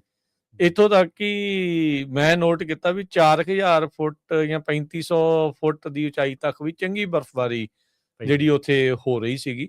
ਸੋ I think it will be a good thing eventually. But ਇਹ ਆ ਵੀ ਜੇ ਹੁਣ ਠੰਡਕ ਰਵੇ ਤਾਂ ਫਿਰ ਉਹ ਜੰਮ ਜੂ, ਤਾਂ ਫਿਰ ਹੌਲੀ ਹੌਲੀ ਜਿਹੜੀ ਉਹ ਪਿਘਲੂ, which will be a good thing. ਇਹੀ ਇਵੈਂਚੁਅਲੀ ਜਿਹੜਾ ਉਹ ਚਾਹੀਦਾ ਹੁੰਦਾ ਆ। ਹਾਂਜੀ ਹਾਂਜੀ, ਹੁਣ ਅਪ੍ਰੈਲ 'ਚ ਮੀਂਹ ਪੈ ਜਾਣ, ਚਲੋ ਇੱਕ ਅੱਧਾ ਮਈ 'ਚ ਪੈ ਜੇ, ਉਹਦੇ ਨਾਲ ਬਹੁਤ ਫਰਕ ਪੈ ਜਾਂਦਾ। ਮੈਂ ਆਪਾਂ ਅੱਗੇ ਵੀ ਇੱਕ ਦੋ ਵਾਰ ਗੱਲ ਕੀਤੀ ਸੀ। ਮੈਂ ਗਰੋਵਰ ਨੂੰ ਮਿਲਿਆ ਸੀਗਾ ਆਪਣੇ ਮਡੇਰੇ ਏਰੀਏ ਦੇ ਵਿੱਚ। ਉਹ ਕਹਿੰਦਾ ਜੀ ਇੱਕ ਵੀ ਮੀਂਹ ਪੈ ਜਾਂਦਾ ਅਪ੍ਰੈਲ ਮਈ 'ਚ ਵੀ ਮੇਰਾ 10,000 ਬਿਜਲੀ ਦਾ ਬਿੱਲ ਬਚ ਜਾਂਦਾ। ਸੱਚੀ ਗੱਲ ਹੈ ਨਾ। $10,000 ਬਹੁਤ ਵੱਡੀ ਅਮਾਊਂਟ ਹੁੰਦੀ ਹੈ ਕਿਸੇ ਲਈ ਵੀ। ਯਾ ਬਿਲਕੁਲ ਸਹੀ ਗੱਲ ਆ। ਤੇ ਇਸ ਤੋਂ ਇਲਾਵਾ ਹੋਰ ਕੀ ਰੁਝੇਵੇਂ ਜਿਹੜੇ ਚੱਲ ਰਹੇ ਆ ਖੇਤਾਂ ਦੇ, ਜੇ ਤੁਸੀਂ ਸਿਟਰਸ ਪਲਾਂਟਸ ਨੂੰ ਲੈ ਕੇ ਦੱਸਣਾ ਚਾਹੁੰਦੇ ਹੋ? ਸਿਟਰਸ ਦੀ ਜਿਹੜੀ ਹਾਰਵੈਸਟ ਆਲਮੋਸਟ ਖਤਮ ਹੋ ਚੁੱਕੀ ਹੈ ਜੀ। ਇਹ ਲੇਟ ਤੋਂ ਲੇਟ ਵੈਰਾਈਟੀ ਆ ਹੁਣ। ਨਹੀਂ, ਜਿਹੜੀ ਕੁਛ ਕੁ ਜਿਵੇਂ ਜਿਹੜੇ ਕੁਛ ਕੁ ਜਿਹੜੀਆਂ ਹੁਣ ਨਵੀਂ ਅਸਲ 'ਚ ਜੈਨੇਟਿਕਲੀ ਚੇਂਜਡ ਵੈਰਾਈਟੀ ਫਰੂਟ ਆ ਨਾ, ਉਹ ਖਰਾਬ ਨਹੀਂ ਹੁੰਦਾ ਛੇਤੀ ਟਰੀ ਤੇ। ਅੱਛਾ, ਉਹ ਤੇ ਲੱਗਾ ਹੀ ਰਹਿੰਦਾ। ਜਿਵੇਂ ਹੁਣ ਨਾ ਉਹ ਪੱਕਦਾ ਨਾ ਉਹ ਵੀ ਉਵੇਂ ਹੀ ਰਹਿੰਦਾ ਸਵਾਦ। ਟੈਂਗੋਜ਼ ਆ ਜਿਵੇਂ, ਹਾਂ, ਇਹਨਾਂ ਦੀ ਹਾਰਵੈਸਟ ਸ਼ੁਰੂ ਹੋ ਜਾਂਦੀ ਹੈ ਜਨਵਰੀ ਐਂਡ 'ਚ। ਠੀਕ ਹੈ, ਮਈ ਤੱਕ ਚੱਲਦੀ ਰਹਿੰਦੀ ਹੈ। 5-6 ਮਹੀਨੇ ਚਾਹੇ ਉਹ ਤੁਸੀਂ ਫਰੂਟ ਨੂੰ ਤੁਸੀਂ ਫਰਵਰੀ 'ਚ ਤੋੜ ਲਓ ਤੇ ਚਾਹੇ ਮਈ 'ਚ ਤੋੜ ਲਓ, ਉਦਾਂ ਹੀ ਰਹਿਣਾ। ਉਹ ਮਤਲਬ ਥੋੜਾ ਜਿਹਾ ਫਰਕ ਪੈਂਦਾ। ਬਟ ਹੂੰ, ਫਿਰ ਵੀ ਸੈਲੇਬਲ ਹੁੰਦਾ, ਜਿਹੜਾ ਗਰੋਸਰੀ ਸਟੋਰ ਦੀ ਸ਼ੈਲਫ ਤੇ ਸੈਲ ਹੋ ਜਾਂਦਾ। ਅੱਛਾ, ਠੀਕ ਆ। ਤੇ ਉਹ ਦੇਖ ਲਓ ਵੀ ਹਜੇ ਵੀ ਕਈ ਇਹ ਔਰਚਰਡ 'ਚ ਦਿਖਦੇ ਆ ਤੁਹਾਨੂੰ, ਉਹ ਲੱਗੇ ਹੋਏ ਰਹਿੰਦੇ ਆ। ਓਕੇ। ਤੇ ਉਹਨਾਂ ਨੇ ਹੌਲੀ ਹੌਲੀ ਪਿਕ ਕਰੀ ਜਾਣੇ ਨੇ ਜਿਵੇਂ ਜਿਵੇਂ ਡਿਮਾਂਡ ਆਊਗੀ। ਹਾਂ, ਕਿਉਂਕਿ ਰੀਸੈਂਟਲੀ ਮੈਨੂੰ ਮੌਕਾ ਮਿਲਿਆ ਸੀਗਾ ਆਪਣਾ ਇੱਕ ਪੈਕਿੰਗ ਹਾਊਸ ਜਾ ਕੇ ਦੇਖਣ ਦਾ ਸਿਟਰਸ ਦਾ। ਅੱਛਾ, ਇੱਥੇ ਲੋਕਲੀ ਸਿੰਘ। ਠੀਕ ਹੈ ਜੀ। ਤੇ ਉੱਥੇ ਉਹਨਾਂ ਨੇ ਦਿਖਾਇਆ ਵੀ ਜਿਹੜੀ ਸਾਰੀ ਪ੍ਰੋਸੈਸ ਕਿਵੇਂ ਆ, ਹਨਾ, ਕਨਵੇਂਸ ਕਿਵੇਂ ਆ, ਸਾਰੀ ਆਟੋਮੇਟਡ ਸੀ ਉਹਨਾਂ ਦੀ, ਜਿਹੜੀ ਬੰਦੇ ਸੀਗੇ ਕਿ ਨਹੀਂ? ਪੈਕਿੰਗ ਤੱਕ ਬੰਦੇ ਘੱਟ ਸੀ। ਜੇ ਉਹ ਜਿੱਥੋਂ ਫਰੂਟ ਡੰਪ ਹੁੰਦਾ ਸੀ, ਜਿੱਥੇ ਪੈਕਿੰਗ ਬਾਕਸ ਪੈਂਦਾ ਸੀ, ਉੱਥੇ ਤੱਕ ਸਿਰਫ ਮਤਲਬ 5 ਬੰਦੇ ਹੀ ਸੀਗੇ ਕਿ ਪੂਰੀ ਅਸੈਂਬਲੀ ਲਾਈਨ 'ਚ ਮਤਲਬ 5 ਬੰਦੇ ਹੀ ਟੱਚ ਕਰਦੇ ਸੀ ਉਹਨੂੰ ਫਰੂਟ। ਵੀ ਬੰਦੇ ਮਲਟੀਪਲ ਹੋ ਸਕਦੇ ਇੱਕ ਪੁਆਇੰਟ ਤੇ। ਤੇ ਜਿਵੇਂ ਡੰਪਿੰਗ ਆਟੋਮੇਟਡ ਆ, ਫਿਰ ਉਹ ਜਿਹੜੀ ਉਹ 'ਚ ਧੋਣੇ ਆ ਉਹ ਵੀ ਸਾਰੀ ਆਟੋਮੇਟਡ ਆ, ਵੈਕਸ ਵੀ ਆਟੋਮੇਸ਼ਨ ਦੇ ਨਾਲ ਹੀ ਆ। ਫਿਰ ਉਹ ਫਰੂਟ ਦਾ ਸਾਈਜ਼ਿੰਗ ਵੀ ਕਨਵੇਂਸ ਤੇ ਅੱਡ ਹੋ ਜਾਂਦਾ, ਆਪਣੇ ਵੱਖੋ ਵੱਖਰੇ ਥਾਂ ਤੇ ਪਹੁੰਚ ਉਹ ਜਿਹੜੀ ਜੌਬ ਬੰਦੇ ਦੀ ਜੌਬ ਇਹ ਨਹੀਂ ਸੀਗੀ ਵੀ ਉੱਥੇ ਫਰੂਟ ਚੱਕ ਕੇ, ਉਹਨਾਂ ਦੀ ਬੰਦੇ ਦੀ ਇਹ ਸੀ ਕੋਈ ਕੰਪਿਊਟਰ ਤੇ ਖੜਾ ਸੀ, ਕੋਈ ਸਕੈਨਰ ਤੇ ਖੜਾ ਸੀਗਾ, ਮੇਕ ਸ਼ੋਰ ਵੀ ਮਸ਼ੀਨਾਂ ਸਹੀ ਚੱਲਦੀਆਂ। ਹਾਂ, ਵੀ ਕੋਈ ਕਿਤੇ ਫਰੂਟ ਤਾਂ ਨਹੀਂ ਸਟਕ ਹੋ ਗਿਆ, ਕੋਈ ਚੀਜ਼ ਗਲਤ ਤਾਂ ਨਹੀਂ ਆ ਰਹੀ। ਅੱਛਾ, ਇੱਕ ਫਰੂਟ ਦੀ 24 ਪਿਕਚਰਾਂ ਲੈ ਰਹੇ ਆ ਉਹ, ਹਰੇਕ ਦੀ ਇੱਕ ਸਿੰਗਲ ਸੰਤਰੇ ਦੀ। ਅੱਛਾ, ਹਾਂਜੀ। ਤੇ ਇਹ ਨਵਾਂ ਪੈਕਿੰਗ ਹਾਊਸ ਬਣਿਆ 3 ਸਾਲ ਪਹਿਲਾਂ ਹੀ, ਪੂਰੀ ਐਡਵਾਂਸਡ। ਤੇ ਉਹ ਪਿਕਚਰ ਨਹੀਂ ਦੱਸਦੇ ਆ ਉਹ ਵੀ ਰੱਖਣਾ ਤੇ ਕਿਹੜਾ ਫੈਂਸੀ ਆ, ਕਿਹੜਾ ਫਰੂਟ ਜੂਸ 'ਚ ਜਾਣਾ, ਕਿਹੜਾ ਕਾਹਦੇ 'ਚ ਜਾਣਾ, ਕਿੱਡਾ ਸਾਈਜ਼ ਆ। ਇੰਨੀ ਟੈਕਨੋਲੋਜੀ ਤੇ ਡਿਸੀਜਨ ਉਹਦੇ ਆਪਣੇ ਆ। ਡਿਸੀਜਨ ਸੌਫਟਵੇਅਰ ਆਪੇ ਬਣਾਈ ਜਾਂਦਾ। ਇਹ ਨਹੀਂ ਆ ਵੀ ਕਿਸੇ ਨੇ ਕਰਨਾ। ਉੱਥੇ ਮੂਹਰੇ ਬਿੰਨ ਪਏ, ਉਹਨਾਂ 'ਚ ਆਪੇ ਜਾ ਕੇ ਡਿੱਗੀ ਜਾਂਦਾ ਵੀ ਇਹ ਭਾਈ ਵਧੀਆ ਵਾਲੇ ਨੇ, ਘਟੀਆ ਵਾਲੇ ਨੇ, ਹਨਾ। ਤੇ ਕਹਿੰਦਾ ਮਤਲਬ ਇਹ ਆ ਵੀ ਉੱਥੇ ਜਿਹੜਾ ਮੈਨੂੰ ਜਿਹੜੀ ਨਵੀਂ ਚੀਜ਼ ਸਿੱਖਣ ਨੂੰ ਮਿਲੀ, ਕਿਉਂਕਿ ਮੈਨੂੰ ਐਂ ਲੱਗਦਾ ਸੀ ਵੀ ਸਿਟਰਸ ਬੜਾ ਚਿਰ ਕੋਲਡ ਸਟੋਰੇਜ 'ਚ ਨਹੀਂ ਰਹਿੰਦਾ। ਤੇ ਉਹਨਾਂ ਨੇ ਮੈਨੂੰ ਦੱਸਿਆ ਵੀ 6 ਤੋਂ 8 ਹਫ਼ਤੇ ਵੀ ਉਹ ਰੱਖ ਲੈਂਦੇ ਆ, ਸਰਵਾਈਵ ਕਰ ਜਾਂਦਾ। ਜਿਹੜਾ ਮੇਰੇ ਲਈ ਨਵੀਂ ਚੀਜ਼ ਸੀਗੀ ਸਿੱਖਣ ਨੂੰ। ਮੈਨੂੰ ਐਂ ਸੀਗਾ ਵੀ ਹਫ਼ਤੇ 'ਚ ਫਰੂਟ ਚਲਾਇਆ ਜਾਂਦਾ ਗਰੋਸਰੀ ਆਪੋ ਆਪਣੀ ਥਾਂ। ਹਾਂ, ਪਰ 1.5 ਤੋਂ 2 ਮਹੀਨੇ ਦੀ ਗੱਲ ਕਰਦੇ ਨੇ। ਕਹਿੰਦੇ ਵੀ 6 ਤੋਂ 8 ਹਫ਼ਤੇ ਅਸੀਂ ਰੱਖ ਲੈਂਦੇ ਆ, ਡਿਪੈਂਡਿੰਗ ਅਪਨ ਵੈਰਾਈਟੀਜ਼। ਤੇ ਵੀ ਉੱਥੇ ਸਟੋਰ ਕਰਕੇ ਤੇ ਨਾਲ ਦੀ ਨਾਲ ਪੈਕ ਹੋ ਕੇ ਚਲੀ ਜਾਂਦਾ। ਖਾਸ ਕਰਕੇ ਜਿਹੜਾ ਪ੍ਰੋਡਕਟ ਬਾਹਰ ਨੂੰ ਸ਼ਿਪ ਹੁੰਦਾ ਉਹਨੂੰ ਤਾਂ ਟਾਈਮ ਲੱਗ ਜਾਂਦਾ, ਜਿਵੇਂ ਚਾਈਨਾ ਜਾਂਦਾ, ਕੋਰੀਆ ਜਾਂਦਾ, ਤੇ ਆਪਣੇ ਜਾਪਾਨ ਜਾਂਦਾ। ਉਹ ਜਿਹੜਾ ਸਾਰਾ ਫਰੂਟ ਸ਼ਿਪ ਹੁੰਦਾ ਉਹਨੂੰ ਤਾਂ ਸ਼ਿਪ ਤੇ ਕਿੰਨਾ ਟਾਈਮ ਲੱਗ ਜਾਂਦਾ, ਨਹੀਂ ਤਾਂ ਉਹ ਖਰਾਬ ਹੋ ਜੇ, ਹੈਨਾ। ਸੋ ਉਹ ਸਰਟਨ ਟੈਂਪਰੇਚਰ ਰਹਿੰਦਾ ਕੋਲਡ ਸਟੋਰੇਜ 'ਚ ਹੀ ਆ। ਹਾਂ, 44-45 ਡਿਗਰੀ ਟੈਂਪਰੇਚਰ ਤੇ ਸੀਗਾ ਉਹਦਾ ਰੱਖਿਆ ਹੋਇਆ। ਤੇ ਉਹ ਕਹਿੰਦੇ ਵੀ ਪਰ ਜੇ ਕੇਰਾ ਟੈਂਪਰੇਚਰ ਫਲਕਚੁਏਟ ਹੋ ਗਿਆ ਫਿਰ ਖਰਾਬ ਹੋ ਜਾਂਦਾ, ਫਿਰ ਉਹ ਵੇਚਣਾ ਹੀ ਪੈਂਦਾ। ਫਿਰ ਸੋ ਇੱਕ ਸਿਟਰਸ ਦਾ ਰੁਝੇਵਿਆਂ 'ਚ ਆਪਾਂ ਗੱਲ ਕਰ ਗਾਹਾਂ ਨਿਕਲ ਗਏ ਵੀ ਇਹ ਸਿਟਰਸ ਦੀ ਹਾਰਵੈਸਟ ਆਲਮੋਸਟ ਖਤਮ ਆ ਜੀ, ਹਨਾ। ਤੇ ਜਿਹੜੀਆਂ ਹੁਣ ਦੂਜੀਆਂ ਚੱਲ ਪੈਣੀਆਂ ਨੇ ਆਪਣੀਆਂ ਬਲੂਬੇਰੀ, ਪੀਚਸ, ਹਨਾ, ਗ੍ਰੇਪਸ। ਉਹ ਤੋਂ ਬਾਅਦ 'ਚ ਫਿਰ ਬਦਾਮ ਆਪਾਂ ਉਹਨਾਂ ਟਾਈਮਾਂ 'ਚ ਆਉਂਦੇ ਜਾਂਦੇ ਆ। ਤੇ ਜਿਹੜਾ ਗਰਮੀ ਵਾਲਾ ਸਮਾਂ ਹੁੰਦਾ ਉਹ ਗਰਮੀ ਬਹੁਤ ਪੈਂਦੀ ਹੈ ਤੇ ਖੇਤਾਂ 'ਚ ਕੰਮ ਵੀ ਹੁੰਦਾ। ਪਲਮ ਸੋਹਣੇ ਲੱਗੇ ਆ। ਹਾਂ, ਪੀਚ ਪੂਚ ਲੱਗ ਰਹੇ ਆ ਹੁਣ, ਪੀਚ ਉਹ ਹੁਣ ਨੇੜੇ ਆ। ਫਰਟੀਲਾਈਜ਼ਰ ਪੈ ਰਹੇ ਆ। ਫਰਟੀਲਾਈਜ਼ਰ ਲੱਗ ਗਿਆ, ਜਿਵੇਂ ਸਿਟਰਸ 'ਚ ਦੱਸ ਸਕਦਾ ਮੈਂ। ਸਿਟਰਸ 'ਚ ਅਸੀਂ ਇੱਕ ਵਾਰ ਸਾਡੀ ਇੱਕ ਸਪਰੇਅ ਹੋ ਗਈ ਆ, ਜਿਹੜੀ ਬਲੂਮ ਸਪਰੇਅ ਹੋਣੀ ਸੀਗੀ, ਤੇ ਪ੍ਰੀ ਬਲੂਮ, ਤੇ ਉਦੋਂ ਬਾਅਦ 'ਚ ਅਸੀਂ ਇੱਕ ਵਾਰੀ ਫਰਟੀਲਾਈਜ਼ਰ ਐਡ ਕਰਤਾ, ਜਿਵੇਂ ਆਪਾਂ ਮਲਟੀਪਲ ਸ਼ਾਟਸ 'ਚ ਕਰਦੇ ਹਾਂ, ਬਟ ਇੱਕ ਵਾਰੀ ਦਾ ਜਿਹੜਾ ਸਿੰਥੈਟਿਕ ਫਰਟੀਲਾਈਜ਼ਰ ਉਹ ਐਡ ਹੋ ਗਿਆ ਮਾਰਚ 'ਚ ਐਂਡ 'ਚ। ਤੇ ਹੁਣ ਆਪਾਂ ਵੇਟ ਕਰਦੇ ਹਾਂ, ਘਾਹ ਵੀਡ ਮੈਨੇਜਮੈਂਟ, ਇਹ ਸਾਰੀਆਂ ਚੀਜ਼ਾਂ ਚੱਲ ਰਹੀਆਂ ਨੇ, ਹੈ ਨਾ। ਹਰਬੀਸਾਈਡ ਦੀ, ਹਾਂਜੀ। ਤੇ ਹੁਣ ਛੇਤੀ ਹੋਈ ਮਤਲਬ ਦੂਜਾ ਸ਼ਾਟ ਲੱਗ ਜੂਗਾ, ਜਿਹੜਾ ਕੈਨ 70 ਜਾਂ ਜਿਹੜਾ ਵੀ UN32 ਜਿਹੜਾ ਵੀ ਲਾਉਣਾ ਨਾਈਟ੍ਰੋਜਨ ਦਾ, ਹੈ ਨਾ। ਠੀਕ ਆ। ਤੇ ਉਦੋਂ ਬਾਅਦ ਤਾਂ ਹੁਣ ਇਰੀਗੇਸ਼ਨ ਜ਼ਿਆਦਾ ਜ਼ਰੂਰੀ ਹੋ ਜਾਂਦੀ ਹੈ ਗਰਮੀਆਂ 'ਚ ਜਾ ਕੇ, ਤਾਂ ਪਾਣੀ ਕੰਟੀਨਿਊਸਲੀ। ਠੀਕ ਹੈ ਜੀ।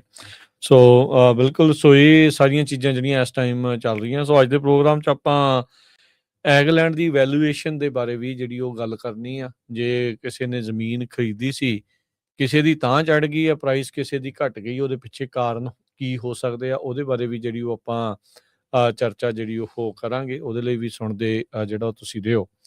ਅਰਸ਼ਦੀਪ ਸਿੰਘ ਜੀ, ਇਸ ਟਾਈਮ ਗ੍ਰਾਂਟਸ ਨੂੰ ਲੈ ਕੇ, ਹੋਰ ਸਾਰੀਆਂ ਚੀਜ਼ਾਂ ਨੂੰ ਲੈ ਕੇ ਕੀ ਸਿਚੁਏਸ਼ਨ ਹੈ? ਕੀ ਕੈਲੀਫੋਰਨੀਆ ਦੇ ਵਿੱਚ ਗ੍ਰਾਂਟਸ ਦਾ ਕੰਮ ਅਜੇ ਸ਼ੁਰੂ ਹੋਇਆ, ਜਾਂ ਅਜੇ ਆਪਾਂ ਵੇਟ ਕਰ ਰਹੇ ਹਾਂ? ਨਹੀਂ, ਦੇਖੋ ਹਜੇ ਤਾਂ ਵੇਟ ਹੀ ਹੈ ਜੀ। ਪਰ ਆਪਾਂ ਜਿਹੜਾ ਮੇਲਾ ਕਰਾਇਆ ਸੀਗਾ, ਉਹਦੇ 'ਚ ਇਹੀ ਕਿਹਾ ਸੀਗਾ ਵੀ ਵੇਟ ਮਤਲਬ ਇਹ ਆ ਵੀ ਹੁਣ ਟਾਈਮ ਆ ਪ੍ਰਪੇਅਰ ਕਰਨ ਦਾ, ਹੈ ਨਾ। ਤੇ ਜਿਹੜੀਆਂ ਗ੍ਰਾਂਟਸ ਓਪਨ ਹੋ ਜਾਣਗੀਆਂ Q4 'ਚ ਜਾ ਕੇ, USDA ਦੀਆਂ ਵੀ ਤੇ ਸਟੇਟ ਦੀਆਂ ਵੀ।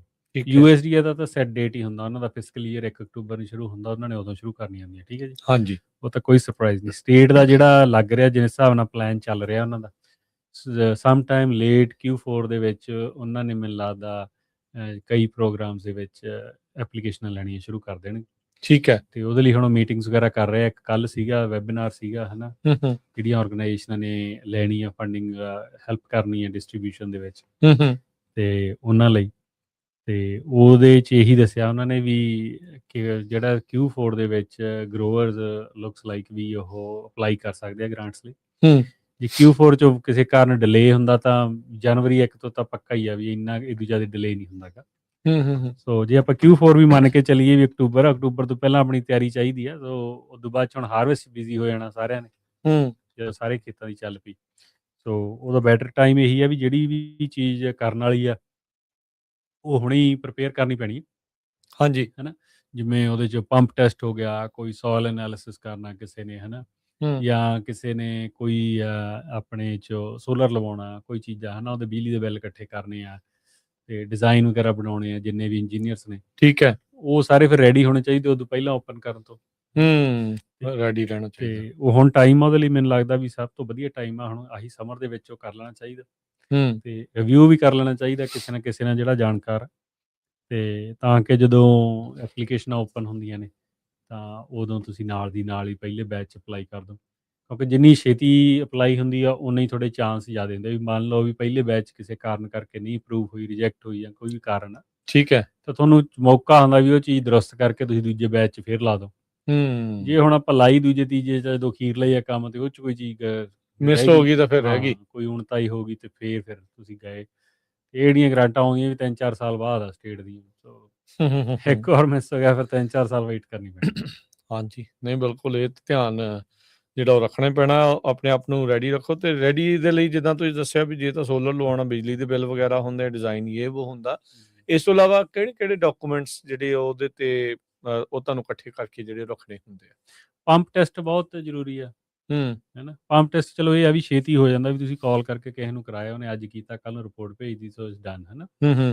ਤੇ ਪਰ ਕੁਛ ਕੁ ਚੀਜ਼ਾਂ ਜੇ ਹੁਣ ਤੁਸੀਂ ਕੋਈ ਇਰੀਗੇਸ਼ਨ 'ਚ ਅਪਗ੍ਰੇਡ ਕਰਨੀ ਆ, ਇਰੀਗੇਸ਼ਨ ਸਿਸਟਮ 'ਚ, ਹੈ ਨਾ, ਤਾਂ ਉਹਦਾ ਉਹਨਾਂ ਨੂੰ ਪੂਰਾ ਪ੍ਰੋਪਰ ਡਿਜ਼ਾਈਨ ਚਾਹੀਦਾ ਹੁੰਦਾ। ਉਹ ਤੁਸੀਂ ਕਿਸੇ ਇੰਜੀਨੀਅਰ ਨੂੰ ਹਾਇਰ ਕਰੋਗੇ ਜਾਂ ਕਿਸੇ ਇਰੀਗੇਸ਼ਨ ਕੰਪਨੀ ਨੂੰ ਦੇਵੋਗੇ, ਹੈ ਨਾ। ਉਹਦਾ ਪਹਿਲਾਂ ਆ ਕੇ ਸਾਰਾ ਵੇਚਾ ਲੈ ਕੇ ਜਾਣਗੇ, ਤੇ ਫਿਰ ਉਹਨੂੰ ਦੇਖਣਗੇ ਵੀ ਇਹ 'ਚ ਕਿਹੜਾ ਸਾਈਜ਼ ਸਹੀ ਹੈ, ਇੰਜੀਨੀਅਰ ਡਿਜ਼ਾਈਨ ਕਰੂਗਾ। ਫਿਰ ਉਹ ਚੀਜ਼ ਨੂੰ ਕਈ ਵਾਰੀ ਮੈਨੂੰ ਯਾਦ ਆ ਵੀ ਜਦੋਂ ਪਹਿਲੀ ਵਾਰ ਮੈਂ ਅਪਲਾਈ ਕਰਨ ਲੱਗਿਆ ਸੀ 2021 'ਚ, ਤੇ ਸਾਡੀ ਵਾਰੀ ਹੋਈ ਨਹੀਂ ਆਈ ਸੀ, ਇਸ ਕਰਕੇ ਅਪਲਾਈ ਨਹੀਂ ਹੋਈ ਕਿਉਂਕਿ ਸਾਨੂੰ ਇਰੀਗੇਸ਼ਨ ਦੇ ਡਿਜ਼ਾਈਨ ਹੀ ਨਹੀਂ ਮਿਲੇ ਟਾਈਮ ਨਾਲ। ਅੱਛਾ, ਰਹਿ ਗਿਆ। ਬੰਦੇ ਇੰਨੇ ਬਿਜ਼ੀ ਸੀ ਜਿਨ੍ਹਾਂ ਨੇ ਬਣਾਉਣੀ ਸੀ। ਸੋ ਹੈ ਨਾ, ਅਗਲੀ ਰੀ 2-2 ਮਹੀਨੇ ਲਾ ਦਿੰਦੇ ਹੁੰਦੇ ਉਦੋਂ, ਫਿਰ ਜਦੋਂ ਉਹਨਾਂ ਕੋਲ ਪੂਰਾ ਲੋਡ ਹੁੰਦਾ। ਹੁਣ ਉਹ ਵਿਹਲੇ ਬੈਠੇ ਆ, ਹੈ ਨਾ। ਹੁਣ ਜਿਹੜਾ ਰੈਗੂਲਰ ਚੱਲ ਲੋਡ ਹੋਊਗਾ, ਜਿਹੜਾ ਵੀ ਹੋਊਗਾ ਉਹੀ ਆ, ਤੇ ਕੋਈ ਦੂਜਾ ਨਹੀਂ ਗਾ। ਹੁਣ ਤੁਸੀਂ ਬਣਵਾ ਕੇ ਰੱਖ ਲਓ, ਉਹ ਤਾਂ ਫੋਰਐਵਰ ਹੀ ਹੈ, ਜਿੰਨਾ ਚਿਰ ਮਰਜ਼ੀ ਹੈ। ਪੰਪ ਟੈਸਟ 2 ਸਾਲ ਵੈਲਿਡ ਰਹਿੰਦਾ। ਠੀਕ ਹੈ ਜੀ। ਤੇ ਇਰੀਗੇਸ਼ਨ ਡਿਜ਼ਾਈਨ ਐਜ਼ ਲੌਂਗ ਐਜ਼ ਤੁਸੀਂ ਉਹ 'ਚ ਕੋਈ ਚੇਂਜ ਨਹੀਂ ਕਰਦੇ ਤਾਂ ਉਹੀ ਰਹਿੰਦਾ ਹੁੰਦਾ। ਜੇ ਸੋਇਲ ਕੋਈ ਟੈਸਟ ਮਾਈਨਰ ਚੇਂਜ ਆ ਤਾਂ ਤੁਸੀਂ ਹੱਥ ਨਾਲ ਕਰਕੇ ਵੀ ਜਮ੍ਹਾਂ ਕਰਾ ਸਕਦੇ ਹੋ, ਕੋਈ ਪ੍ਰੋਬਲਮ ਨਹੀਂ, ਐਜ਼ ਹੂੰ ਲੌਂਗ ਐਜ਼ ਹੂੰ ਉਹਨਾਂ ਨੂੰ ਦੀਂਦਾ ਵੀ ਇਹ ਕੀਤਾ ਠੀਕ ਹੈ ਸਾਰਾ ਕੁਛ, ਹਾਂ ਹੈ ਨਾ। ਪਰ ਆਹੋ ਉਸ ਨਾਲੇ ਫਿਰ ਉਦੋਂ ਹੋੜ ਲੱਗਣੀ ਹੈ, ਸਾਰਿਆਂ ਨੇ ਕਰਾਉਣਾ ਹੈ, Yeah. ਉਦੋਂ ਫਿਰ ਆਬਵੀਅਸਲੀ ਉਹਨਾਂ ਨੇ ਬਿਜ਼ੀ ਹੋਣਾ ਹੈ। ਹੁਣ ਵਕਤ ਆ ਸੋ ਇਹ ਸਾਰੀਆਂ ਚੀਜ਼ਾਂ ਲਈ ਹੁਣ ਸਮਾਂ ਹੈਗਾ। ਮੈਨੂੰ ਲੱਗਦਾ ਵੀ ਆਹ ਅਪ੍ਰੈਲ ਤੋਂ ਮਈ, ਜੂਨ, ਜੁਲਾਈ ਹਾਰਵੈਸਟ ਤੋਂ ਪਹਿਲਾਂ ਪਹਿਲਾਂ ਕਰ ਲਓ, ਤੇ ਫਿਰ ਹਾਰਵੈਸਟ 'ਚ ਸਾਰੀਆਂ ਸ਼ੁਰੂ ਹੋ ਜਾਂਦੀਆਂ, ਕਿਉਂਕਿ ਆਪਣੇ ਜ਼ਿਆਦਾ ਗਰੋਅਰ ਉਹ ਗ੍ਰੇਪਸ ਅਤੇ ਨਟਸ ਨੇ, ਹੈ ਨਾ। ਤੇ ਉਹਨਾਂ ਲਈ ਫਿਰ ਜੁਲਾਈ, ਅਗਸਤ, ਸਪਟੰਬਰ, ਅਕਤੂਬਰ ਦਾ ਟਾਈਮ ਬਹੁਤ ਬਿਜ਼ੀ ਹੁੰਦਾ, ਹੈ ਨਾ। ਤੇ ਉਦੋਂ ਬਾਅਦ ਸਿੱਧਾ ਹੀ ਗ੍ਰਾਂਟਸ ਹੀ ਜਾਣਾ ਆਪਾਂ, ਉਦੋਂ ਨੂੰ ਓਪਨ ਹੋ ਜਾਣੀਆਂ ਨੇ। ਸੋ ਉਹਦੇ ਲਈ ਪਹਿਲੋਂ ਰੈਡੀ ਰਹੋ ਤਾਂ ਚੰਗਾ ਹੁੰਦਾ। ਤੇ ਦੂਜੀ ਇਹ ਸਲਾਹ ਵੀ, ਕਿਸੇ ਨੇ ਜੇ ਕੋਈ ਵੱਡਾ ਕੰਮ ਕਰਨਾ ਤਾਂ ਉਹਨੂੰ ਹੋਲਡ ਕਰ ਲਓ ਇਸ ਸਾਲ, ਕਿਉਂਕਿ ਅਗਲੇ ਸਾਲ ਫੰਡਿੰਗ ਜ਼ਿਆਦਾ ਅਵੇਲੇਬਲ ਹੋਣੀ ਹੈ। ਅੱਛਾ ਤੇ ਉਹ ਫਿਰ ਉਹ 'ਚ ਤੁਸੀਂ ਐਪਲੀਕੇਸ਼ਨ ਲਾ ਦਿਓ ਕਿ ਹੁਣ ਇਰੀਗੇਸ਼ਨ ਨਾ ਪਾਓ ਜਾਂ ਹੁਣ ਪੰਪ ਨਾ ਬਦਲੋ। ਜੇ ਤੁਹਾਡਾ ਪੰਪ ਬਦਲਣਾ ਐਜ਼ ਲੌਂਗ ਐਜ਼ ਤੁਹਾਡਾ ਕੰਮ ਚੱਲਦਾ ਐਤਕੀ ਕਿਸੇ ਤਰੀਕੇ ਨਾਲ ਕੱਢ ਸਕਦੇ ਸਾਲ ਇਰੀਗੇਸ਼ਨ ਨਾਲ, ਤੇ ਫਿਰ ਅਗਲੇ ਸਾਲ 'ਚ ਕਾਫੀ ਚਾਂਸ ਵੱਧ ਜਾਣੇ ਨੇ, ਕਿਉਂਕਿ ਪੈਸੇ ਕਾਫੀ ਜ਼ਿਆਦਾ ਹੈਗੇ ਨੇ ਐਤਕੀ ਆਉਣ ਨੂੰ। ਤੇ ਉਹ ਕਿਉਂਕਿ ਅਪਲਾਈ ਹੁਣ ਕਰੋਗੇ ਤਾਂ ਅਗਲੀ ਦੀ ਮਿਲਨੇ ਆ। ਅਪਲਾਈ ਉਹ ਹੋਊਗੀ ਅਕਤੂਬਰ ਨਵੰਬਰ 'ਚ ਜਾ ਕੇ, ਦਸੰਬਰ 'ਚ ਲਾ ਲਓ ਜਦੋਂ ਵੀ। ਇਹ ਸਟੇਟ ਦੇ ਆ, ਇਹ ਸਟੇਟ ਦੇ ਆ, ਸਟੇਟ ਫੰਡਸ ਉਹਨਾਂ ਦੀ ਗੱਲ ਕਰ ਰਹੇ ਆ। ਤੇ ਉਹਦੇ 'ਚ ਫਿਰ ਤੁਹਾਨੂੰ ਫਰਵਰੀ ਮਾਰਚ ਤੱਕ ਦੱਸ ਦੇਣਗੇ, ਕਿਉਂਕਿ ਸਟੇਟ ਵਾਲਾ ਪ੍ਰੋਸੈਸ ਕੁਇਕ ਹੁੰਦਾ, 3 ਮਹੀਨੇ 'ਚ ਸਾਰਾ ਕੁਝ ਹੋ ਜਾਂਦਾ, ਕੰਟਰੈਕਟ ਵੀ ਸਾਈਨ ਹੋ ਜਾਂਦਾ ਜਿਨ੍ਹਾਂ ਨੇ ਅਪਲਾਈ ਕੀਤਾ ਹੁੰਦਾ। ਠੀਕ ਆ ਠੀਕ ਹੈ ਜੀ। ਤੇ ਉਦੋਂ ਬਾਅਦ ਜੇ ਫਰਵਰੀ ਮਾਰਚ ਤੱਕ ਤੁਹਾਨੂੰ ਕੰਟਰੈਕਟ ਸਾਈਨ ਹੁੰਦਾ, ਤੁਸੀਂ ਨਾਲ ਦੀ ਨਾਲ ਇਰੀਗੇਸ਼ਨ ਪਾ ਲਓ ਆਪਦੇ ਇਰੀਗੇਸ਼ਨ ਸੀਜ਼ਨ ਤੋਂ ਪਹਿਲਾਂ, ਜਾਂ ਪੰਪ ਬਦਲੋ, ਜਿਹੜਾ ਵੀ ਕੋਈ ਕੰਮ ਆ, ਹੈ ਨਾ। ਤੇ ਜੇ ਸੋਲਰ ਵੀ ਲੱਗਦਾ ਤਾਂ ਸੋਲਰ ਤੁਹਾਡਾ ਸੀਜ਼ਨ ਤੋਂ ਪਹਿਲਾਂ ਲੱਗ ਜੇ ਤਾਂ ਵਧੀਆ ਗੱਲ ਆ ਨਾ, ਵੀ ਮਗਰੋਂ ਬਿੱਲ ਦੇਈ ਜਾਈਏ ਐਵੇਂ। ਨਹੀਂ ਫਿਰ ਉਹ ਵੀ ਬਿਜ਼ੀ ਹੋ ਜਾਣੀ, ਉਦੋਂ ਸਾਰਿਆਂ ਨੇ ਲਵਾਉਣਾ। ਸੋਲਰ ਹੁਣ ਤੁਹਾਡਾ ਜਾ ਕੇ ਮੰਨ ਲਓ ਵੀ ਅਗਸਤ ਸਪਟੰਬਰ 'ਚ ਲੱਗਦਾ, ਉਹ ਤਾਂ ਮੋਟਰਾਂ ਹੀ ਬੰਦ ਹੋ ਜਾਣੀਆਂ ਨੇ, ਫਿਰ ਤੁਹਾਨੂੰ ਅਗਲੇ 6 ਮਹੀਨੇ ਦਾ ਕੋਈ ਫਾਇਦਾ ਨਹੀਂ, ਉਹ ਪਿਆ ਬਸ ਖੜਾ ਉੱਥੇ। ਉਦੋਂ ਫਿਰ ਹਾਰਵੈਸਟ ਹੀ ਹੋਣੀ ਹੈ। ਤੇ ਉਹ ਤਾਂ ਫਿਰ ਉਹਦਾ ਕੋਈ ਫਾਇਦਾ ਨਹੀਂ, ਉਹ ਤਾਂ ਫਿਰ PG&E ਨੂੰ ਪੈਸੇ ਬਣਾ ਕੇ ਦੇਣੇ ਨੇ ਉਹਦੇ। ਹੂੰ ਉਹ ਮੋੜਦੇ ਦਾ ਕੋਈ ਬੜਾ ਹੈ ਨਹੀਂ, ਫਰੀ ਵਾਂਗੂ ਲੈ ਲੈਂਦੇ ਜਿਹੜੀ ਐਕਸਟਰਾ ਬਿਜਲੀ ਹੁੰਦੀ ਹੈ ਨਾ। ਸੋ ਆਪਾਂ ਤਾਂ ਸੀਜ਼ਨ 'ਚ ਹੀ ਫਾਇਦਾ ਹੁੰਦਾ। ਠੀਕ ਆ ਵੀ ਆਹੋ ਐਟਲੀਸਟ ਉਦੋਂ ਜਦੋਂ ਚਲਾਉਣਾ ਉਦੋਂ ਤਾਂ ਫਾਇਦਾ ਹੋਵੇ, ਉਦੋਂ ਦਾ ਬਿਜਲੀ ਦਾ ਬਿੱਲ ਜਿਹੜਾ ਉਹ ਘੱਟ ਆਵੇ। $5 ਬਿਲੀਅਨ ਦੇ ਕੱਟ ਦੀ ਗੱਲ ਚੱਲ ਰਹੀ ਹੈ USDA ਦੇ ਵਿੱਚ, ਹੋਰ ਕਹਿੰਦੇ ਵੀ ਬੜਾ ਬਲੋਟਿਡ ਆ। ਸੋ ਟਰੰਪ ਹੁਣਾਂ ਦਾ ਜਿਹੜਾ ਨਵਾਂ ਪ੍ਰਪੋਜ਼ਲ ਆ ਉਹਦੇ ਵਿੱਚ ਕਹਿੰਦੇ ਵੀ ਮਲਟੀਪਲ ਮੈਨੇਜਮੈਂਟ ਲੇਅਰਸ ਆ, ਤੇ ਕਹਿੰਦੇ ਵੀ ਪ੍ਰੋਗਰਾਮਸ ਐਵੇਂ ਹੀ ਬਣਾਏ ਪਏ ਆ, ਤੇ ਜਿਹੜੇ ਕਿ ਅਮਰੀਕਾ ਫਸਟ ਐਗਰੀਕਲਚਰ ਪਾਲਿਸੀ ਨੂੰ ਸਪੋਰਟ ਨਹੀਂ ਕਰਦੇ। ਪ੍ਰਪੋਜ਼ਡ ਬਜਟ ਜਿਹੜਾ ਆ ਉਹਦੇ ਵਿੱਚ ਇਹ ਕਹਿੰਦਾ ਵੀ ਜਿਹੜਾ ਗ੍ਰੀਨ ਨਿਊ ਸਕੈਮ ਆਈਡੀਓਲੋਜੀ ਆ ਉਹਦੇ ਨਾਲ ਕੋਈ ਫਾਇਦਾ ਨਹੀਂ ਹੋ ਰਿਹਾ, ਤੇ ਇਸ ਲਈ ਕੁੱਲ ਮਿਲਾ ਕੇ ਹੋਰ $5 ਬਿਲੀਅਨ ਦੇ ਜਿਹੜੇ ਕੱਟ ਆ USDA ਦੇ ਵਿੱਚ ਪ੍ਰਪੋਜ਼ ਕੀਤੇ ਜਿਹੜੇ ਹੋ ਗਏ ਆ। ਪਹਿਲਾਂ ਇਹ ਤਕਰੀਬਨ 25 ਬਿਲੀਅਨ ਉਹਦਾ ਡਿਸਕ੍ਰਿਸ਼ਨਰੀ ਬਜਟ ਸੀ, ਤੇ ਇਸ ਵਾਰ ਇਹਨੂੰ ਘਟਾ ਕੇ 20.8 ਦੇ ਉੱਤੇ ਕੀਤਾ। ਕੁੱਲ ਮਿਲਾ ਕੇ $4.9 ਬਿਲੀਅਨ ਡਿਕਰੀਜ਼ ਆ, ਜੋ ਇਨੈਕਟਡ ਲੈਵਲ ਆ ਉਸ ਦੇ ਨਾਲ 19% ਡਿਕਲਾਈਨ ਆ। ਸੋ USDA ਦੇ ਜਿਹੜੇ ਉਹ ਬਜਟ ਦੇ ਵਿੱਚ।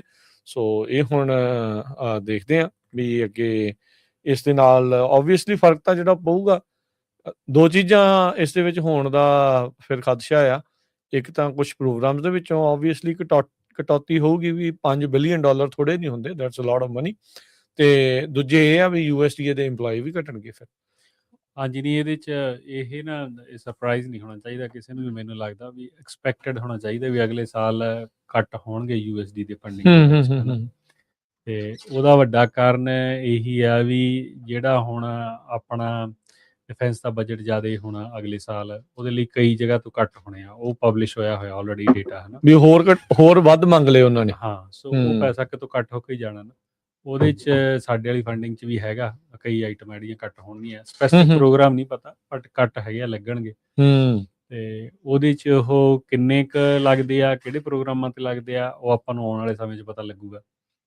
ਤੇ ਪਰ ਇਹ ਮੰਨ ਕੇ ਚੱਲਣਾ ਚਾਹੀਦਾ, ਤਾਂ ਹੀ ਮੈਂ ਜ਼ਿਆਦਾ ਫੋਕਸ ਆਪਾਂ ਹੁਣ ਤੀ ਵੀ ਗੱਲ ਜਿਹੜੀ ਕੀਤੀ ਹੈ ਸਟੇਟ ਫੰਡਿੰਗ ਤੇ ਕੀਤੀ ਆ, ਹੈ ਨਾ।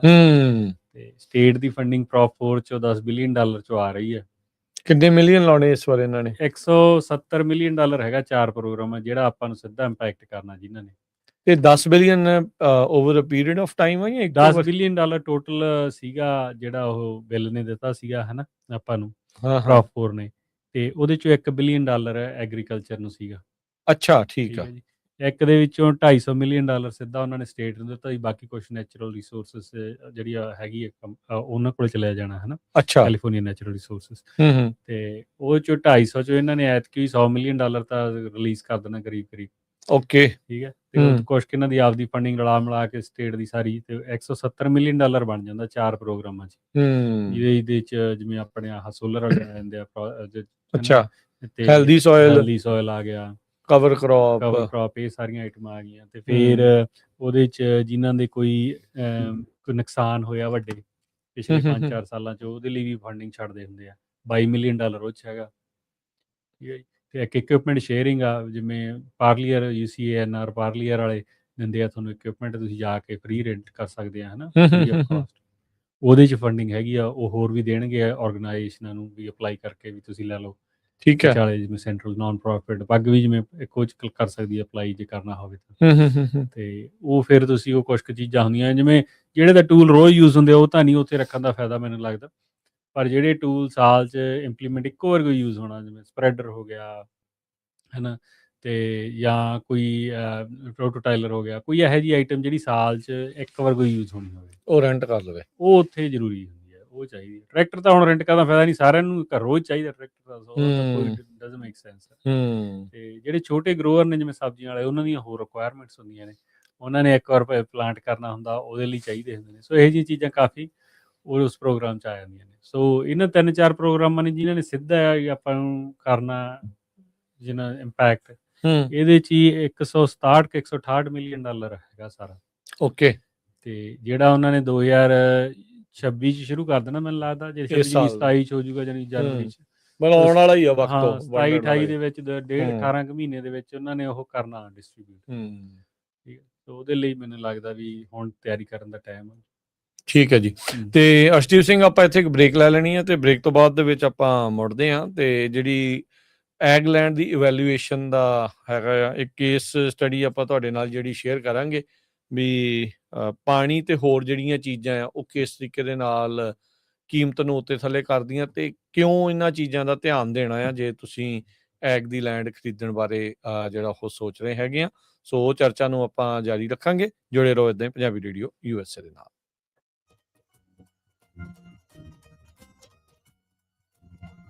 ਪੰਜਾਬੀ ਰੇਡੀਓ USA 7 ਦਿਨ 24 ਘੰਟੇ ਚੱਲਣ ਵਾਲਾ ਪੰਜਾਬੀਆਂ ਦਾ ਆਪਣਾ ਮਨ ਪਾਉਂਦਾ ਰੇਡੀਓ ਸਟੇਸ਼ਨ, ਤੇ ਸਾਡੇ ਪਲੇਟਫਾਰਮ ਪੰਜਾਬੀ TV USA ਨੂੰ ਫਾਲੋ ਕਰੋ। ਸਾਡੇ Facebook, YouTube, Instagram ਤੇ TikTok ਪਲੇਟਫਾਰਮਸ ਤੇ ਜੁਆਇਨ ਕਰਨ ਤੋਂ ਮਗਰੋਂ ਸਬਸਕ੍ਰਾਈਬ ਕਰੋ, ਫਾਲੋ ਕਰੋ ਔਰ ਅਪਡੇਟ ਰਹੋ। ਅਸੀਂ ਤੁਹਾਨੂੰ ਖਬਰਦਾਰ ਰੱਖਣ ਲਈ ਕਰੰਟ ਅਫੇਅਰਸ ਤੇ ਮਨੋਰੰਜਨ ਭਰਪੂਰ ਇੰਟਰਟੇਨਮੈਂਟ ਪ੍ਰੋਗਰਾਮ ਪੇਸ਼ ਕਰਨੇ ਹਾਂ, ਜਿੱਦਾਂ ਅਪਡੇਟ ਅਮਰੀਕਾ ਪ੍ਰੋਗਰਾਮ ਲੈ ਕੇ ਹਾਜ਼ਰ ਹੋ ਚੁੱਕੇ ਹਾਂ ਇਸ ਮੌਕੇ। ਅਪਡੇਟ ਅਮਰੀਕਾ, ਅਪਡੇਟ ਕੈਲੀਫੋਰਨੀਆ, ਖਬਰ ਤੇ ਨਜ਼ਰ, update immigration, Sanjhi Sath, update Pakistan, Sikh history, update farming, gateway to college, breaking news, ਕਵੀ ਦਰਬਾਰ, update Canada, Panthak paradigm, the Sikh excellence show, Punjabi tech talk, interviews, live coverages ਤੇ ਲਾਈਵ ਰੋਡ ਸ਼ੋ, ਇਸ ਤੋਂ ਅੱਡ ਅਣਗਿਣਤ ਪ੍ਰੋਗਰਾਮਸ, 24 ਘੰਟੇ ਚੱਲਣ ਵਾਲੇ ਪੰਜਾਬੀਆਂ ਦੇ ਸਭ ਤੋਂ ਵੱਡੇ ਪੰਜਾਬੀ ਰੇਡੀਓ ਨੈਟਵਰਕ ਤੇ ਪੰਜਾਬੀ TV USA ਤੇ ਆਪਣੇ ਬਿਜ਼ਨਸ ਦੀ ਪ੍ਰਮੋਸ਼ਨ ਕਰੋ। ਪ੍ਰਮੋਸ਼ਨ ਵਾਸਤੇ ਸਾਡਾ ਟੈਲੀਫੋਨ ਨੰਬਰ 408-272-5200 ਯਾਨੀ 4082725200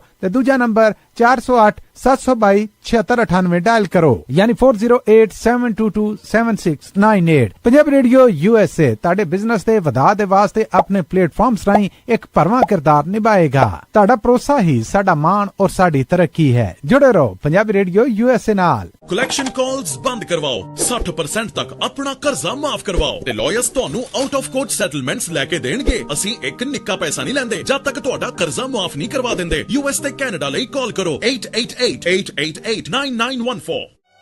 Good credit can open a lot of doors, but if you have bankruptcies, judgments, collections, garnishments, late payments, repossessions, you have been refused a loan, your credit is low, Zainu Credit Repair can help. Zainu Credit Repair specializes in repairing credit reports. Zainu Credit Repair will not charge a single penny until they produce results. Unable to get a loan or have questionable debt, call Zainu. Repair your credit. Repair your life. For US and Canada, call 800-400-9468. Bankruptcy, judgements ਤੇ veg ਗਾਰਨਿਸ਼ਮੈਂਟਸ ਤੋਂ ਬਚੋ। 60% ਤੱਕ ਆਪਣਾ ਕਰਜ਼ਾ ਮਾਫ ਕਰਵਾਓ। ਸੌਖੇ monthly instalments ਭਰੋ। ਅਸੀਂ ਇੱਕ ਨਿੱਕਾ ਪੈਸਾ ਨਹੀਂ ਲੈਂਦੇ ਜਦ ਤੱਕ ਤੁਹਾਡਾ ਕਰਜ਼ਾ ਮਾਫ ਨਹੀਂ ਕਰਵਾ ਦਿੰਦੇ। US ਤੇ ਕੈਨੇਡਾ ਲਈ ਕਾਲ ਕਰੋ 888-888-9914। ਪੰਜਾਬੀ ਰੇਡੀਓ USA 7 ਦਿਨ 24 ਘੰਟੇ ਚੱਲਣ ਵਾਲਾ ਪੰਜਾਬੀਆਂ ਦਾ ਆਪਣਾ ਮਨ ਪਾਉਂਦਾ ਰੇਡੀਓ ਸਟੇਸ਼ਨ ਤੇ ਸਾਡੇ ਪਲੇਟਫਾਰਮ ਪੰਜਾਬੀ ਟੀਵੀ USA ਨੂੰ ਫਾਲੋ ਕਰੋ। ਸਾਡੇ Facebook, YouTube, Instagram ਤੇ TikTok ਪਲੇਟਫਾਰਮਸ ਤੇ ਜੁਆਇਨ ਕਰਨ ਤੋਂ ਮਗਰੋਂ ਸਬਸਕ੍ਰਾਈਬ ਕਰੋ, ਫਾਲੋ ਕਰੋ ਔਰ ਅਪਡੇਟ ਰਹੋ। ਅਸੀਂ ਤੁਹਾਨੂੰ ਖਬਰਦਾਰ ਰੱਖਣ ਲਈ ਕਰੰਟ ਅਫੇਅਰਸ ਤੇ ਮਨੋਰੰਜਨ ਭਰਪੂਰ ਐਂਟਰਟੇਨਮੈਂਟ ਪ੍ਰੋਗਰਾਮ ਪੇਸ਼ ਕਰਨੇ ਹਾਂ, ਜਿੱਦਾਂ ਅਪਡੇਟ ਅਮਰੀਕਾ प्रोग्राम लेके हाजिर हो चुके हैं इस मौके अपडेट अमेरिका, अपडेट कैलिफोर्निया, खबर ते नजर, update immigration, Sanjhi Sath, update Pakistan, Sikh history, update farming, gateway to college, breaking news, कवि दरबार, update Canada, Panthak paradigm, the Sikh excellence show, Punjabi tech talk, interviews, live coverages ते लाइव रोड शो, इस तो अड अनगिनत प्रोग्राम्स 24 घंटे चलने वाले पंजाबियों के सब तो वड्डे पंजाबी रेडियो नेटवर्क ते पंजाबी टीवी USA ते अपने बिजनेस की प्रमोशन करो। प्रमोशन वास्ते साडा टेलीफोन नंबर 408 272 5200 यानी 4082725200 ते दूजा नंबर 408 722 7698 डायल करो यानी 4087227698। पंजाबी रेडियो USA ताड़े बिजनेस दे वधा दे वास्ते अपने प्लेटफॉर्म्स राहीं एक भरवां किरदार निभाएगा। ताड़ा भरोसा ही साडा मान और साडी तरक्की है। जुड़े रहो पंजाबी रेडियो USA नाल। ਕਲੈਕਸ਼ਨ ਕਾਲਸ ਬੰਦ ਕਰਵਾਓ, 60% ਤੱਕ ਆਪਣਾ ਕਰਜ਼ਾ ਮਾਫ ਕਰਵਾਓ ਤੇ ਲਾਇਰਸ ਤੁਹਾਨੂੰ ਆਊਟ ਆਫ ਕੋਰਟ ਸੈਟਲਮੈਂਟਸ ਲੈ ਕੇ ਦੇਣਗੇ। ਅਸੀਂ ਇੱਕ ਨਿੱਕਾ ਪੈਸਾ ਨਹੀਂ ਲੈਂਦੇ ਜਦ ਤੱਕ ਤੁਹਾਡਾ ਕਰਜ਼ਾ ਮਾਫ ਨਹੀਂ ਕਰਵਾ ਦਿੰਦੇ। US ਤੇ ਕੈਨੇਡਾ ਲਈ ਕਾਲ ਕਰੋ 8888889914। Good credit can open a lot of doors, but if you have bankruptcies, judgments, collections, garnishments, late payments, repossessions, you have been refused a loan, your credit is low, Zainu Credit Repair can help. Zainu Credit Repair specializes in repairing credit reports. Zainu Credit Repair will not charge a single penny until they produce results. Unable to get a loan or have questionable debt, call Zainu. Repair your credit. Repair your life. For US and Canada, call 800-400-9468. Bankruptcy, judgements ਤੇ veg ਗਾਰਨਿਸ਼ਮੈਂਟਸ ਤੋਂ ਬਚੋ। 60% ਤੱਕ ਆਪਣਾ ਕਰਜ਼ਾ ਮਾਫ ਕਰਵਾਓ। ਸੌਖੇ monthly instalments ਭਰੋ। ਅਸੀਂ ਇੱਕ ਨਿੱਕਾ ਪੈਸਾ ਨਹੀਂ ਲੈਂਦੇ ਜਦ ਤੱਕ ਤੁਹਾਡਾ ਕਰਜ਼ਾ ਮਾਫ ਨਹੀਂ ਕਰਵਾ ਦਿੰਦੇ। US ਤੇ ਕੈਨੇਡਾ ਲਈ ਕਾਲ ਕਰੋ 8888889914। पंजाबी रेडियो USA 7 दिन 24 घंटे ਚੱਲਣ ਵਾਲਾ ਪੰਜਾਬੀਆਂ ਦਾ ਆਪਣਾ ਮਨ ਪਾਉਂਦਾ ਰੇਡੀਓ ਸਟੇਸ਼ਨ ਤੇ ਸਾਡੇ ਪਲੇਟਫਾਰਮ ਪੰਜਾਬੀ ਟੀਵੀ USA ਨੂੰ ਫਾਲੋ ਕਰੋ। ਸਾਡੇ Facebook, YouTube, Instagram ਤੇ TikTok ਪਲੇਟਫਾਰਮਸ ਤੇ ਜੁਆਇਨ ਕਰਨ ਤੋਂ ਮਗਰੋਂ ਸਬਸਕ੍ਰਾਈਬ ਕਰੋ, ਫਾਲੋ ਕਰੋ ਔਰ ਅਪਡੇਟ ਰਹੋ। ਅਸੀਂ ਤੁਹਾਨੂੰ ਖਬਰਦਾਰ ਰੱਖਣ ਲਈ ਕਰੰਟ ਅਫੇਅਰਸ ਤੇ ਮਨੋਰੰਜਨ ਭਰਪੂਰ ਐਂਟਰਟੇਨਮੈਂਟ ਪ੍ਰੋਗਰਾਮ ਪੇਸ਼ ਕਰਨੇ ਹਾਂ, ਜਿੱਦਾਂ ਅਪਡੇਟ ਅਮਰੀਕਾ, प्रोग्राम लेके हाजिर हो चुके हैं इस मौके अपडेट अमेरिका, अपडेट कैलिफोर्निया, खबर ते नजर, update immigration, Sanjhi Sath, update Pakistan, Sikh history, update farming, gateway to college, breaking news, कवि दरबार, update Canada, Panthak paradigm, the Sikh excellence show, Punjabi tech talk, interviews, live coverages ते लाइव रोड शो, इस तो अड अनगिनत प्रोग्राम्स 24 घंटे चलने वाले पंजाबियों के सब तो वड्डे पंजाबी रेडियो नेटवर्क ते पंजाबी टीवी USA ते अपने बिजनेस की प्रमोशन करो। प्रमोशन वास्ते साडा टेलीफोन नंबर 408 272 5200 यानी 4087225200 ते दूजा नंबर 408 722 7698 डायल करो यानी 4087227698। पंजाबी रेडियो USA ताड़े बिजनेस दे वधा दे वास्ते अपने प्लेटफॉर्म्स राहीं एक भरवां किरदार निभाएगा। ताड़ा भरोसा ही साडा मान और साडी तरक्की है। जुड़े रहो पंजाबी रेडियो USA नाल। ਕਲੈਕਸ਼ਨ ਕਾਲਸ ਬੰਦ ਕਰਵਾਓ, 60% ਤੱਕ ਆਪਣਾ ਕਰਜ਼ਾ ਮਾਫ ਕਰਵਾਓ ਤੇ ਲਾਇਰਸ ਤੁਹਾਨੂੰ ਆਊਟ ਆਫ ਕੋਰਟ ਸੈਟਲਮੈਂਟਸ ਲੈ ਕੇ ਦੇਣਗੇ। ਅਸੀਂ ਇੱਕ ਨਿੱਕਾ ਪੈਸਾ ਨਹੀਂ ਲੈਂਦੇ ਜਦ ਤੱਕ ਤੁਹਾਡਾ ਕਰਜ਼ਾ ਮਾਫ ਨਹੀਂ ਕਰਵਾ ਦਿੰਦੇ। US ਤੇ ਕੈਨੇਡਾ ਲਈ ਕਾਲ ਕਰੋ 8888889914। Good credit can open a lot of doors, but if you have bankruptcies, judgments, collections, garnishments, late payments, repossessions, you have been refused a loan, your credit is low, Zainu Credit Repair can help. Zainu Credit Repair specializes in repairing credit reports. Zainu Credit Repair will not charge a single penny until they produce results. Unable to get a loan or have questionable debt, call Zainu. Repair your credit. Repair your life. For US and Canada, call 800-400-9468. Bankruptcy, judgements ਤੇ veg ਗਾਰਨਿਸ਼ਮੈਂਟਸ ਤੋਂ ਬਚੋ। 60% ਤੱਕ ਆਪਣਾ ਕਰਜ਼ਾ ਮਾਫ ਕਰਵਾਓ। ਸੌਖੇ monthly instalments ਭਰੋ। ਅਸੀਂ ਇੱਕ ਨਿੱਕਾ ਪੈਸਾ ਨਹੀਂ ਲੈਂਦੇ ਜਦ ਤੱਕ ਤੁਹਾਡਾ ਕਰਜ਼ਾ ਮਾਫ ਨਹੀਂ ਕਰਵਾ ਦਿੰਦੇ। US ਤੇ ਕੈਨੇਡਾ ਲਈ ਕਾਲ ਕਰੋ 8888889914। पंजाबी रेडियो USA 7 दिन 24 घंटे ਚੱਲਣ ਵਾਲਾ ਪੰਜਾਬੀਆਂ ਦਾ ਆਪਣਾ ਮਨ ਪਾਉਂਦਾ ਰੇਡੀਓ ਸਟੇਸ਼ਨ ਤੇ ਸਾਡੇ ਪਲੇਟਫਾਰਮ ਪੰਜਾਬੀ ਟੀਵੀ USA ਨੂੰ ਫਾਲੋ ਕਰੋ। ਸਾਡੇ Facebook, YouTube, Instagram ਤੇ TikTok ਪਲੇਟਫਾਰਮਸ ਤੇ ब्रेक तो बाद एक बार फिर आप सब का स्वागत करते हैं। श्रोते प्रोग्राम ਚੱਲ ਰਿਹਾ ਜੀ ਅਪਡੇਟ ਫਾਰਮਿੰਗ। ਮੈਂ ਰਾਜਕਨਵੀਰ ਸਿੰਘ, ਜੁੜੇ ਹੋਏ ਨੇ ਅਰਸ਼ਦੀਪ ਸਿੰਘ ਜੀ। ਹਾਂਜੀ ਅਰਸ਼ਦੀਪ ਸਿੰਘ ਜੀ, ਜੀ ਆਇਆਂ ਨੂੰ ਇੱਕ ਵਾਰੀ ਫਿਰ ਸਵਾਗਤ ਹੈ। ਸਤਿ ਸ਼੍ਰੀ ਅਕਾਲ ਜੀ। ਸਤਿ ਸ਼੍ਰੀ ਅਕਾਲ ਰਾਜਕਨ ਜੀ, ਸਤਿ ਸ਼੍ਰੀ ਅਕਾਲ ਜੀ ਗੱਲਬਾਤ ਆਪਾਂ ਕਰ ਰਹੇ ਸੀ, ਬ੍ਰੇਕ ਤੋਂ ਪਹਿਲਾਂ ਦੱਸ ਰਹੇ ਸੀਗੇ ਵੀ ਲੈਂਡ ਇਵੈਲੂਏਸ਼ਨ, ਜਿਹੜੀ egg land evaluation of the year ਤੁਸੀਂ ਡਿਸਕਸ ਕਰ ਰਹੇ ਸੀ ਵੀ ਕਿੱਦਾਂ ਇੱਕ ਥਾਂ ਤੋਂ ਦੋ ਜਾਣਿਆਂ ਨੇ ਵੱਖ-ਵੱਖ ਨੇ ਜ਼ਮੀਨ ਖਰੀਦੀ, ਐਗ ਲੈਂਡ ਖਰੀਦੀ, ਇੱਕ ਦੀ ਐਪਰੀਸ਼ੀਏਟ ਹੋ ਗਈ, ਇੱਕ ਦੀ ਡੈਪਰੀਸ਼ੀਏਟ ਹੋ ਗਈ। ਕੀ ਕਾਰਨ ਆ? ਇਹ ਕੇਸ ਸਟੱਡੀ ਦੇ ਬਾਰੇ ਥੋੜਾ ਜਿਹਾ ਸਾਨੂੰ ਦੱਸੋ, ਤੇ ਕਿਉਂ, ਨਾਲ ਇਹ ਦੱਸੋ ਵੀ ਇੰਪੋਰਟੈਂਸ ਆ ਵੀ ਵਾਟਰ ਰਾਈਟਸ, ਪਾਣੀ ਦੀ ਕੀ ਸਿਚੁਏਸ਼ਨ ਆ, ਤੇ ਹੋਰ ਜਿਹੜੀਆਂ ਸਿਚੁਏਸ਼ਨਸ ਆ ਉਹ ਕਿਉਂ ਅਹਿਮ ਹੁੰਦੀਆਂ ਆ ਡੀਲਸ ਜਿਹੜੀਆਂ ਉਹ ਬਣਾਉਣ ਦੇ ਲਈ। ਬੰਦਾ ਕਈ ਵਾਰੀ ਸਸਤੀ ਨੂੰ ਜਾ ਪੀਂਦਾ ਤੇ ਪਰ ਉਹ ਲੈਣੇ ਦੇ ਦੇਣੇ ਵਾਲੀ ਗੱਲ ਬਣ ਜਾਂਦੀ ਹੈ। ਹਾਂਜੀ, ਨਹੀਂ ਇਹ ਆਪਾਂ ਆਮ ਹੀ ਗੱਲ ਕਰਦੇ ਨੇ ਆਪਣੇ ਪ੍ਰੋਗਰਾਮ ਦੇ ਵਿੱਚ, ਹੈ ਨਾ, ਵੀ ਵਾਟਰ ਰਾਈਟਸ ਬਹੁਤ ਇੰਪੋਰਟੈਂਟ ਆ, ਹੈ ਨਾ। ਜਦੋਂ ਆਪਾਂ ਜ਼ਮੀਨ ਖਰੀਦਦੇ ਆਪਾਂ ਇਕੱਲੀ ਜ਼ਮੀਨ ਨਹੀਂ ਖਰੀਦਦੇ, ਨਾਲ ਉਹਦਾ ਪਾਣੀ ਵੀ ਖਰੀਦਦੇ ਆ, ਹੈ ਨਾ, ਵਾਟਰ ਰਾਈਟਸ ਖਰੀਦ ਹੁੰਦਾ। ਤੇ ਜ਼ਮੀਨ ਦੀ ਦੇਖੋ ਵੈਲਿਊ ਜਿਹੜੀ ਡਰਟ ਦੀ ਆ, ਮਿੱਟੀ ਦੀ, ਉਹ ਉਨੀ ਕੀ ਰਹਿਣੀ ਹੁੰਦੀ ਆ ਅਕਰੋਸ, ਮਤਲਬ ਸੇਮ ਏਰੀਏ 'ਚ ਕੋਈ ਬੜਾ ਫਰਕ ਨਹੀਂ ਹੁੰਦਾ ਗਾ। ਜਿਹੜਾ ਵੱਡਾ ਫਰਕ ਪੈਂਦਾ ਉਹ ਪੈਂਦਾ ਵੀ ਪਾਣੀ ਦੇ ਰਾਈਟਸ ਕਿਹੋ ਜਿਹੇ, ਠੀਕ ਹੈ ਨਾ ਜੀ। ਤੇ ਜਿਹੜੇ ਪਾਣੀ ਦੇ ਰਾਈਟਸ ਨੇ ਉਹ ਡਿਪੈਂਡ ਕਰਦਾ ਵੀ ਤੁਹਾਨੂੰ ਮਤਲਬ ਦਰਿਆ 'ਚ ਆਉਂਦਾ ਪਾਣੀ, ਨਹੀਂ ਆਉਂਦਾ, ਹੈ ਨਾ, ਜਾਂ ਤੁਹਾਡੇ ਕੋਲੇ ਜਿਹੜੀਆਂ ਕੋਈ ਰਿਸਟ੍ਰਿਕਸ਼ਨਸ ਤਾਂ ਨਹੀਂ ਲੱਗੀਆਂ ਹੋਈਆਂ ਪਹਿਲਾਂ ਹੀ, ਹੈ ਨਾ, ਰੋਕਾਂ ਤਾਂ ਨਹੀਂ ਹੋਈਆਂ। ਤੇ ਇਹ ਮੈਨੂੰ ਹੁਣ ਮੌਕਾ ਮਿਲਿਆ, ਕੁਛ ਆਇਆ ਵੀ ਹੁਣ ਤੇ ਪੇਸ਼ੇ ਕਰਕੇ ਵੀ ਜਾਣਾ ਪੈਂਦਾ। ਤੇ ਇੱਕ ਕਿੰਗਸ ਰਿਵਰ ਦੇ ਏਰੀਏ ਦੇ ਵਿੱਚ, ਬੇਸਨ ਦੇ ਵਿੱਚ, ਤੇ ਦੋ ਪ੍ਰਾਪਰਟੀਆਂ, ਹੈ ਨਾ। ਅੱਛਾ ਜੀ। ਤੇ ਦੋ ਪ੍ਰਾਪਰਟੀਆਂ ਸੇਲ ਹੋਈਆਂ ਇੱਕੋ ਟਾਈਮ ਹੀ।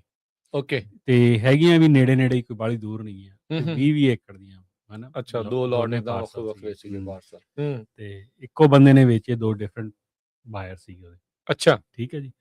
ਤੇ ਉਹ ਦੇਖੋ ਵੀ ਇੱਕ ਪ੍ਰਾਪਰਟੀ ਐਪਰੀਸ਼ੀਏਟ ਹੋਈ ਆ, 2021 ਚ ਸੇਲ ਹੋਈ, ਹੈ ਨਾ, ਤੇ ਦੂਜੀ ਪ੍ਰਾਪਰਟੀ ਡੈਪਰੀਸ਼ੀਏਟ ਹੋਈ। ਕਿੰਨਾ ਫਰਕ ਸੀਗਾ? ਦੇਖੋ, ਜਿਹੜੀ ਇੱਕ ਪ੍ਰਾਪਰਟੀ ਸੇਲ ਹੋਈ ਆਲਮੋਸਟ $8 ਲੱਖ ਦੀ, 20 ਏਕੜ। ਅੱਛਾ। ਤੇ ਦੂਜੀ ਸੇਲ ਹੋਈ ਸੀਗੀ 6 ਮਤਲਬ 6.5 ਦੀ। ਠੀਕ ਹੈ ਜੀ।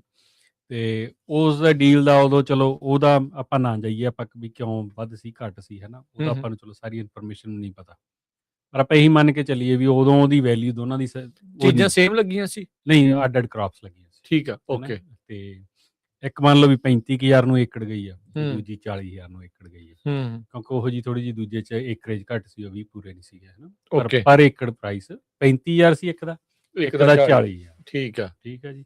ਸੇਮ ਏਰੀਏ 'ਚ ਸੇਮ ਬੰਦਾ ਵੇਚ ਰਿਹਾ। ਹੁਣ 5 ਸਾਲ ਆ ਜਾਓ, 5 ਸਾਲ ਲੰਘ ਗਏ, ਹੈ ਨਾ, 26 ਜਾ ਗਏ। ਹਾਂ, 26 ਜਾ ਗਏ। ਹੁਣ ਜਿਹੜੀ 8 ਲੱਖ ਵਾਲੀ ਪ੍ਰਾਪਰਟੀ ਆ ਉਹ ਹੋਣੀ ਆ ਉੱਥੇ $1 ਮਿਲੀਅਨ ਦੀ ਇਸ ਮੌਕੇ। ਹਾਂ, ਠੀਕ ਹੈ ਜੀ। ਤੇ ਉਹ ਐਪਰੀਸ਼ੀਏਟ ਹੋਈ, ਉਹ 50,000, 45 ਤੋਂ 50,000 ਦੇ ਮੇਰਾ ਐਸਟੀਮੇਟ ਹੈਗਾ ਵੀ ਉਹ ਪ੍ਰਾਪਰਟੀ ਅੱਜ ਵੀ ਸੈੱਲ ਹੋ ਜੂ ਜੇ ਕਰਨੀ ਹੋਵੇ। ਠੀਕ ਹੈ ਜੀ। ਚਲੋ 45 ਕੋਈ ਲਈਏ ਆਪਾਂ, ਉਹ 40,000 ਤੋਂ 45,000 ਨੂੰ ਏਕੜ ਹੋ ਗਿਆ। ਠੀਕ ਆ, ਕੰਜ਼ਰਵੇਟਿਵ ਨੰਬਰ। ਤੇ ਦੂਜੀ ਪ੍ਰਾਪਰਟੀ ਜਿਹੜੀ 35,000 ਨੂੰ ਸੇਲ ਹੋਈ ਸੀ, ਉਹ 25 ਤੋਂ 30,000 ਦੇ ਵਿੱਚ ਵੈਲਿਊ ਹੋਊਗੀ ਉਹਦੀ 30 ਲਾ ਲਓ, ਚਲੋ ਇਹਦੀ ਵੱਧ ਲਾ ਲਈਏ ਆਪਾਂ, ਉਹਦੇ 5 ਵੱਧ ਗਏ ਤੇ 5 ਘਟ ਗਏ। ਹਾਂ, ਕਾਰਨ ਕਿਉਂ? ਗੱਲ ਇੱਥੇ ਆਉਂਦੀ ਕਿਉਂ। ਇਹੀ ਚੀਜ਼ ਆਪਾਂ ਆਮ ਹੀ ਦੱਸਣ ਦੀ ਕੋਸ਼ਿਸ਼ ਕਰਦੇ ਹੁੰਦੇ ਆ ਵੀ ਜਦੋਂ ਵੀ ਆਪਾਂ ਪ੍ਰਾਪਰਟੀ ਲੈਣੀ ਆ, 10 ਪਲਾਨ ਬਣਾਓ, ਹੈ ਨਾ, ਫਾਰਮ ਪਲਾਨ ਘੱਟੋ ਘੱਟ 10 ਸਾਲ ਦਾ, 5 ਸਾਲ ਦਾ ਤੁਹਾਡੇ ਕੋਲ ਪਲਾਨ ਹੋਣਾ ਚਾਹੀਦਾ ਜੀ, ਕਿ ਉਹਦੀ ਵਾਟਰ ਸਿਚੁਏਸ਼ਨ ਆ, ਉਹ ਸਾਰੀਆਂ ਚੀਜ਼ਾਂ ਤੁਹਾਨੂੰ ਸਮਝ ਹੋਵੇ, ਹੈ ਨਾ। ਹੁਣ ਇਹਨਾਂ ਦੋਨਾਂ 'ਚ ਫਰਕ ਇਹੀ ਸੀਗਾ ਵੀ ਇੱਕ ਸਿੰਗਲ ਸੋਰਸ ਆ, ਇੱਕ ਨੂੰ ਡਬਲ ਸੋਰਸ ਆ, ਇੱਕ ਨੂੰ ਪਾਣੀ ਲੱਗਦਾ ਡਿੱਚ ਦਾ। ਠੀਕ ਹੈ ਜੀ। ਅੱਛਾ। ਤੇ ਉਦੋਂ ਮੰਨ ਲਓ ਵੀ ਆਪਾਂ ਇਹੀ ਕਾਰਨ ਹੋ ਸਕਦਾ ਵੀ ਉਹਨਾਂ 'ਚ ਦੋਨਾਂ 'ਚ $5,000 ਦਾ ਫਰਕ ਹੋਵੇ, ਵੀ ਇੱਕ ਸਿੰਗਲ ਸੋਰਸ ਸੀ, ਇੱਕ ਡਬਲ ਸੋਰਸ ਸੀ। ਠੀਕ ਹੈ, ਇਹ ਕਾਰਨ ਹੋ ਸਕਦਾ, ਉਦੋਂ ਦਾ ਆਪਾਂ ਨੂੰ ਪਤਾ ਨਹੀਂ ਹੈ ਵੀ 2021 'ਚ ਕੀ ਸਿਚੁਏਸ਼ਨ ਸੀ, ਪਰ ਹੁਣ ਅੱਜ ਦੇਖੀਏ, ਪਰ ਉਦੋਂ ਡਰਾਊਟ ਈਅਰ ਚੱਲ ਰਹੇ ਸੀ, ਉਦੋਂ ਡਰਾਊਟ ਈਅਰ ਚੱਲ ਰਹੀ, ਬਿਲਕੁਲ ਪੂਰਾ ਡਰਾਊਟ ਸੀ ਉਹ। ਤੇ 21 ਤੋਂ ਸਗੋਂ ਜਦੋਂ 22 'ਚ ਆਏ ਆਪਾਂ, 22 ਫਿਰ 23 'ਚ ਆਏ, 23 'ਚ ਮੀਂਹ ਪੈਣ ਲੱਗੇ।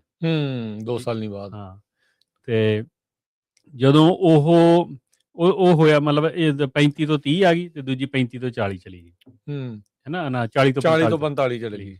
ਇੱਕ 5,000 ਘਟੀ, ਇੱਕ 5,000 ਵਧੀ। ਠੀਕ ਹੈ। ਹੁਣ ਉਹਦਾ 5,000 ਘਟੀ, 5,000 ਵਧੀ ਤਾਂ ਨਹੀਂ ਗਾ। ਹੁਣ ਉਹ ਦੇਖੋ, ਇੱਕ 30,000 ਨੂੰ ਆ, ਇੱਕ 45,000 ਨੂੰ। ਫਰਕ ਕਿੰਨਾ, ਹੈ ਨਾ। ਕਿਉਂ? ਸਿਰਫ ਇੱਕ ਨੂੰ ਡਿੱਚ ਦਾ ਵਾਟਰ ਲੱਗਦਾ, ਇੱਕ ਨੂੰ ਨਹੀਂ ਲੱਗਦਾ। ਜਿਹਨੂੰ ਨਹੀਂ ਲੱਗਦਾ ਉਹ ਡੈਪਰੀਸ਼ੀਏਟ ਹੋ ਗਈ ਪ੍ਰਾਪਰਟੀ। ਸਸਤੀ, ਚਲੋ ਆਪਾਂ ਇਹ ਅੰਦਾਜ਼ਾ ਲਾ ਰਹੇ ਵੀ ਮੇ ਵੀ ਸਸਤੀ ਵੀ ਉਦੋਂ ਤਾਂ ਹੀ ਸੀਗੀ ਦੂਜੀ ਦੇ ਨਾਲੋਂ। ਹਾਂ, ਬਟ ਫਿਰ ਵੀ ਉਹ ਦੇਖੋ ਵੀ ਹੋਰ ਘਟ ਗਏ। ਸੋ ਇਹ ਇੱਥੇ ਫਿਰ ਕੀ ਮਤਲਬ ਬੰਦੇ ਨੂੰ ਉਦੋਂ ਲੱਗ ਰਿਹਾ ਹੁੰਦਾ ਯਾਰ ਇਹ ਤਾਂ ਬੜੀ ਵਧੀਆ ਸਸਤੀ ਆ, ਦੂਜੀ ਦੇ ਨਾਲੋਂ ਸਸਤੀ ਆ, ਪਰ ਲੌਂਗ ਟਰਮ ਨਹੀਂ ਫਿਰ ਬੰਦਾ ਸੋਚ ਰਿਹਾ ਹੁੰਦਾ।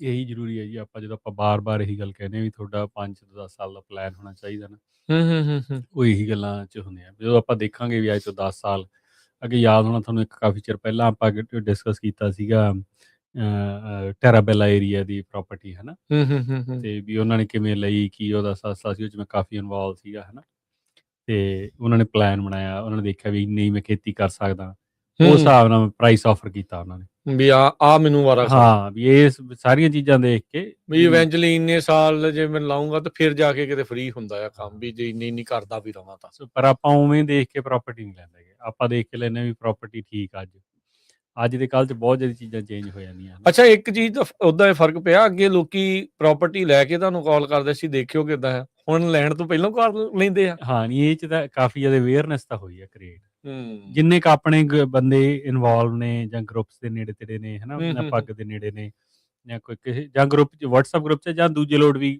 ਜਿਹੜੇ ਜਾਣਦੇ ਆ, ਤੇ ਉਹ ਤਾਂ ਦੇਖੋ ਸਾਰੇ ਜਾਣੇ ਪੁੱਛ ਲੈਂਦੇ ਆ। ਗਰੁੱਪਸ ਵੀ ਬਹੁਤ ਮੈਸੇਜ ਆਉਂਦੇ ਨੇ, ਤੇ ਆਪ ਵੀ ਡਾਇਰੈਕਟ ਫੋਨ ਕਾਲ ਵੀ ਬਥੇਰੀਆਂ ਆ ਜਾਂਦੀਆਂ ਨੇ, ਕਿਉਂਕਿ ਕਈ ਬੰਦੇ ਪਰਸਨਲੀ ਸ਼ੇਅਰ ਨਹੀਂ ਕਰਦੇ ਉਹਦਾ ਸਾਰਾ ਕੁਛ ਹੈ ਨਾ, ਤੇ ਪੁੱਛ ਲੈਂਦੇ ਨੇ ਵੀ ਇਹ ਪ੍ਰਾਪਰਟੀ ਦੀ ਆਹ ਕੰਡੀਸ਼ਨ ਆ ਵੀ ਕਿਵੇਂ ਲੱਗਦੀ ਹੈ, ਲੈਣੀ ਚਾਹੀਦੀ ਕਿ ਨਹੀਂ। ਹਾਂ ਹੈ ਨਾ, ਤੇ ਆਪਾਂ ਜਿਹੜੀ ਹੈ ਟਰੂ ਔਨੈਸਟ ਓਪੀਨੀਅਨ ਦੇ ਦਈਦਾ ਵੀ ਇਹ ਪ੍ਰਾਪਰਟੀ ਦੀ ਭਈ ਆਹ ਹੈਗਾ, ਤੇ 5-10 ਸਾਲ ਨੂੰ ਇਹਦੀ ਇਹੋ ਜਿਹੀ ਦੇਖ ਹੋਣੀ ਚਾਹੀਦੀ ਹੈ। ਕਈ ਏਰੀਆ ਦਾ ਚਲੋ ਆਪਾਂ ਨੂੰ ਨਹੀਂ ਪਤਾ GSPs ਕੀ ਲਿਖੀਆਂ ਹੋਈਆਂ ਨੇ, ਉੱਥੇ ਆਪਾਂ ਨੂੰ ਕਹਿ ਦਈਦਾ ਵੀ ਆਪਦਾ ਜਿਹੜਾ ਤੁਹਾਡਾ ਲੋਕਲ ਵਾਟਰ ਡਿਸਟ੍ਰਿਕਟ ਆ ਉਹਦੇ ਕੋਲੇ ਜਾਓ, ਉਹਨੂੰ ਪੁੱਛੋ ਵੀ ਆਹ ਪ੍ਰਾਪਰਟੀ ਭਾਈ 5 ਸਾਲਾਂ ਨੂੰ ਕਿੰਨਾ ਪਾਣੀ ਹੈ, ਤੁਹਾਡਾ ਕੀ ਪਲਾਨ ਆ, ਮੈਨੂੰ ਦੱਸੋ, ਦੱਸ ਦਿੰਦੇ ਨੇ ਸਾਰੇ, ਟਾਈਮ ਲੈ ਕੇ ਜਾਓ। ਸੋ ਇਹ ਅੱਜ ਕੱਲ੍ਹ ਜਿਹੜੀ ਵੈਲਿਊਏਸ਼ਨ ਆ, ਕੀ ਬੈਂਕ ਵਧੀਆ ਕਰਦਾ ਆ, ਕਿੱਦਾਂ ਮਤਲਬ ਵੈਲਿਊਏਸ਼ਨ ਅੱਜ ਕੱਲ੍ਹ ਕਿਵੇਂ ਜਿਹੜੀ ਉਹ ਦੇਖੀ ਜਾ ਰਹੀ ਹੈ, ਕਿਉਂਕਿ ਹੁਣ ਅਨਲੈਸ ਤੁਹਾਡੇ ਕੋਲ ਕੈਸ਼ ਪਿਆ ਹੈ ਉਹਨਾਂ ਤੁਸੀਂ ਉਨੀ ਦੇਰ ਤੱਕ ਬਾਏ ਨਹੀਂ ਕਰ ਸਕਦੇ ਜਿੰਨੀ ਦੇਰ ਤੱਕ ਤੁਹਾਨੂੰ ਲੋਨ ਨਹੀਂ ਮਿਲਦਾ। ਹਾਂਜੀ ਹੈ ਨਾ, ਤੇ ਉਹ ਫਿਰ ਹੁਣ ਬੈਂਕਾਂ ਵਾਲਿਆਂ ਨੇ ਵੀ ਇਹ ਚੀਜ਼ ਤਾਂ obviously single source, double source, ਉਹ ਸਾਰੀਆਂ ਚੀਜ਼ਾਂ ਜਿਹੜੀਆਂ ਕੀਤੀਆਂ, ਪਹਿਲਾਂ ਨਹੀਂ ਉਹਨਾਂ ਨੇ ਕੁਝ ਵੀ ਸੋਚਿਆ, ਪਹਿਲਾਂ ਤਾਂ ਧੜਾ ਉਹਨਾਂ ਨੇ ਲੋਨ ਦਿੱਤੇ ਆ, ਪਰ ਹੁਣ ਉਹਨਾਂ ਨੂੰ ਵੀ ਟੈਨਸ਼ਨ ਆ ਵੀ ਇਹ ਡਿਫਾਲਟ ਹੋ ਜਾਣੇ। ਬਿਲਕੁਲ, ਉਹਨਾਂ ਦਾ ਇਹ ਦੇਖੋ ਬੈਂਕਾਂ ਦੀ ਜਿਹੜੀ ਅਪਰੇਜ਼ਲ ਟੀਮ ਸੀਗੀ ਉਹਨਾਂ ਨੂੰ ਵੀ ਨਹੀਂ ਪਤਾ ਸੀ, ਜਿਹੜੇ ਅਪਰੇਜ਼ਰ ਤਾਂ ਥਰਡ ਪਾਰਟੀ ਹੁੰਦੀ ਆ ਹੈ ਨਾ ਮੋਸਟਲੀ, ਤੇ ਉਹਨਾਂ ਨੂੰ ਨਹੀਂ ਪਤਾ ਜੀ 2018 ਤੋਂ ਲੈ ਕੇ 2022 ਤੱਕ 23 ਤੱਕ 4-5 ਸਾਲ ਅਪਰੇਜ਼ਲਾਂ ਵੀ ਉਹਨਾਂ ਨੇ ਗਲਤ ਦੇਤੀਆਂ, ਮਤਲਬ ਬਹੁਤ ਹਾਈ ਦੇਤੀ, ਬੈਂਕ ਨੇ ਲੋਨ ਕਰਤਾ ਤੇ ਬਾਅਦ 'ਚ ਪਤਾ ਲੱਗਿਆ ਵੀ ਇਹ ਸਿੰਗਲ ਸੋਰਸ ਹੀ ਆ ਤੇ ਉਹ ਡੈਪਰੀਸ਼ੀਏਟ ਹੋ ਗਈ ਪ੍ਰਾਪਰਟੀ ਹੈ ਨਾ। ਤੇ ਹੁਣ ਜੇ ਤੁਸੀਂ ਅੱਜ ਦੇਖ ਲਓ ਵੀ ਜਿਹੜੀ ਆਪਾਂ ਇਸ ਏਰੀਏ ਦੀ ਗੱਲ ਕਰੀਏ, ਕਿੰਗਸ ਰਿਵਰ ਦੀ ਜਾਂ ਮਡੇਰੇ ਦੀ ਜਾਂ ਟਲੈਰੀ ਦੀ, ਜਾਂ ਇਹ ਇਹਨਾਂ ਬੇਸਿਸ ਦੀ, ਜੇ ਸਿੰਗਲ ਸੋਰਸ ਆ ਤਾਂ ਬਾਹਲੀਆਂ ਬੈਂਕਾਂ ਦਾ ਹੱਥ ਹੀ ਨਹੀਂ ਪਾਉਂਦੀਆਂ। ਠੀਕ ਹੈ, ਜੇ ਤੁਸੀਂ ਕਹਿੰਦੇ ਆ ਵੀ ਨਹੀਂ ਵੀ ਤੁਹਾਡੇ ਬੈਂਕਰ ਨਾਲ ਰਿਲੇਸ਼ਨ ਹੈਗੇ ਆ, ਵੀ ਕਹਿੰਦੇ ਵੀ ਨਹੀਂ ਮੈਂ ਲੈਣੀ ਆ, ਵੀ ਮੇਰੇ ਕੋਲ ਦੂਜੀ ਪ੍ਰਾਪਰਟੀ ਹੈਗੀ ਆ, ਫਿਰ ਉਹ ਤੁਹਾਨੂੰ ਪਹਿਲਾਂ ਹੀ ਕਹਿ ਦਿੰਦੇ ਨੇ ਵੀ ਇਹਦੀ ਵੈਲਿਊਏਸ਼ਨ ਕਾਫੀ ਘੱਟ ਆਉਣੀ ਆ, ਅਪਰੇਜ਼ਡ ਵੈਲਿਊ ਜੋ ਵੀ ਆ, ਜੇ ਤੂੰ ਭਾਈ ਤੂੰ ਜਾਇਜ਼ ਹੀ ਲੈਣੀ ਆ ਲੈ ਲਾ, ਵੀ ਦੈਨ ਫਿਰ ਤੈਨੂੰ ਆਪਦੇ ਪੱਲੇ ਹੀ ਪਾਉਣੇ ਪੈਣੇ ਨੇ ਸਾਰੇ ਪੈਸੇ, ਜਿੰਨਾ ਵੀ ਡਿਫਰੈਂਸ ਹੋਊਗਾ। ਹਾਂ ਤੇ ਕਿਉਂਕਿ ਜਿਹੜੇ ਸਟਰੋਂਗ ਵਾਟਰ ਰਾਈਟਸ ਵਾਲੀਆਂ ਪ੍ਰਾਪਰਟੀ ਨਾ, ਉਹ ਤਾਂ ਬੈਂਕ 30% ਤੱਕ ਵੀ ਚਲੀ ਜਾਂਦੀ ਹੈ, ਵੀ 30% ਤੁਸੀਂ ਦੇ ਦਿਓ, 70 ਅਸੀਂ ਦੇ ਦਿੰਦੇ ਹਾਂ। ਅੱਛਾ, ਤੇ ਦੂਜੀਆਂ ਦੇਖ ਲਓ 45-50 ਤੇ ਵੀ ਹੋ ਜਾਂਦਾ, ਵੀ ਅਸੀਂ ਤਾਂ ਅੱਧਾ ਹੀ ਦੇਣੇ ਆ, ਇਸ ਤੋਂ ਵੱਧ ਨਹੀਂ ਦੇ ਸਕਦੇ, ਵੀ ਅਸੀਂ 50% ਹੀ ਦੇ ਸਕਦੇ ਹਾਂ, ਤੇ ਤੁਸੀਂ 50% ਆਪਦੇ ਕੋਲੋਂ ਪਾਓ, ਤੇ ਉਹਦੀ ਉਹਨਾਂ ਨੇ ਅਪਰੇਜ਼ਡ ਵੈਲਿਊ ਵੀ ਘੱਟ ਕੱਢਣੀ ਹੈ ਪਹਿਲਾਂ, ਹੈ ਨਾ। ਕਿਤੇ ਨਾ ਕਿਤੇ ਆਪਾਂ ਅਰਸ਼ਦੀਪ ਸਿੰਘ ਇਹ ਵੀ ਕਹਿ ਸਕਦੇ ਹਾਂ ਵੀ ਸਿਗਮਾ ਬਾਰੇ ਗੱਲ ਨਾ ਬਹੁਤੀ ਹੋਣ ਕਰਕੇ ਜਾਂ ਉਹਦਾ ਪਤਾ ਨਾ ਹੋਣ ਕਰਕੇ ਬੈਂਕ ਵਾਲੇ ਵੀ ਧੋਖਾ ਖਾ ਹੀ ਗਏ।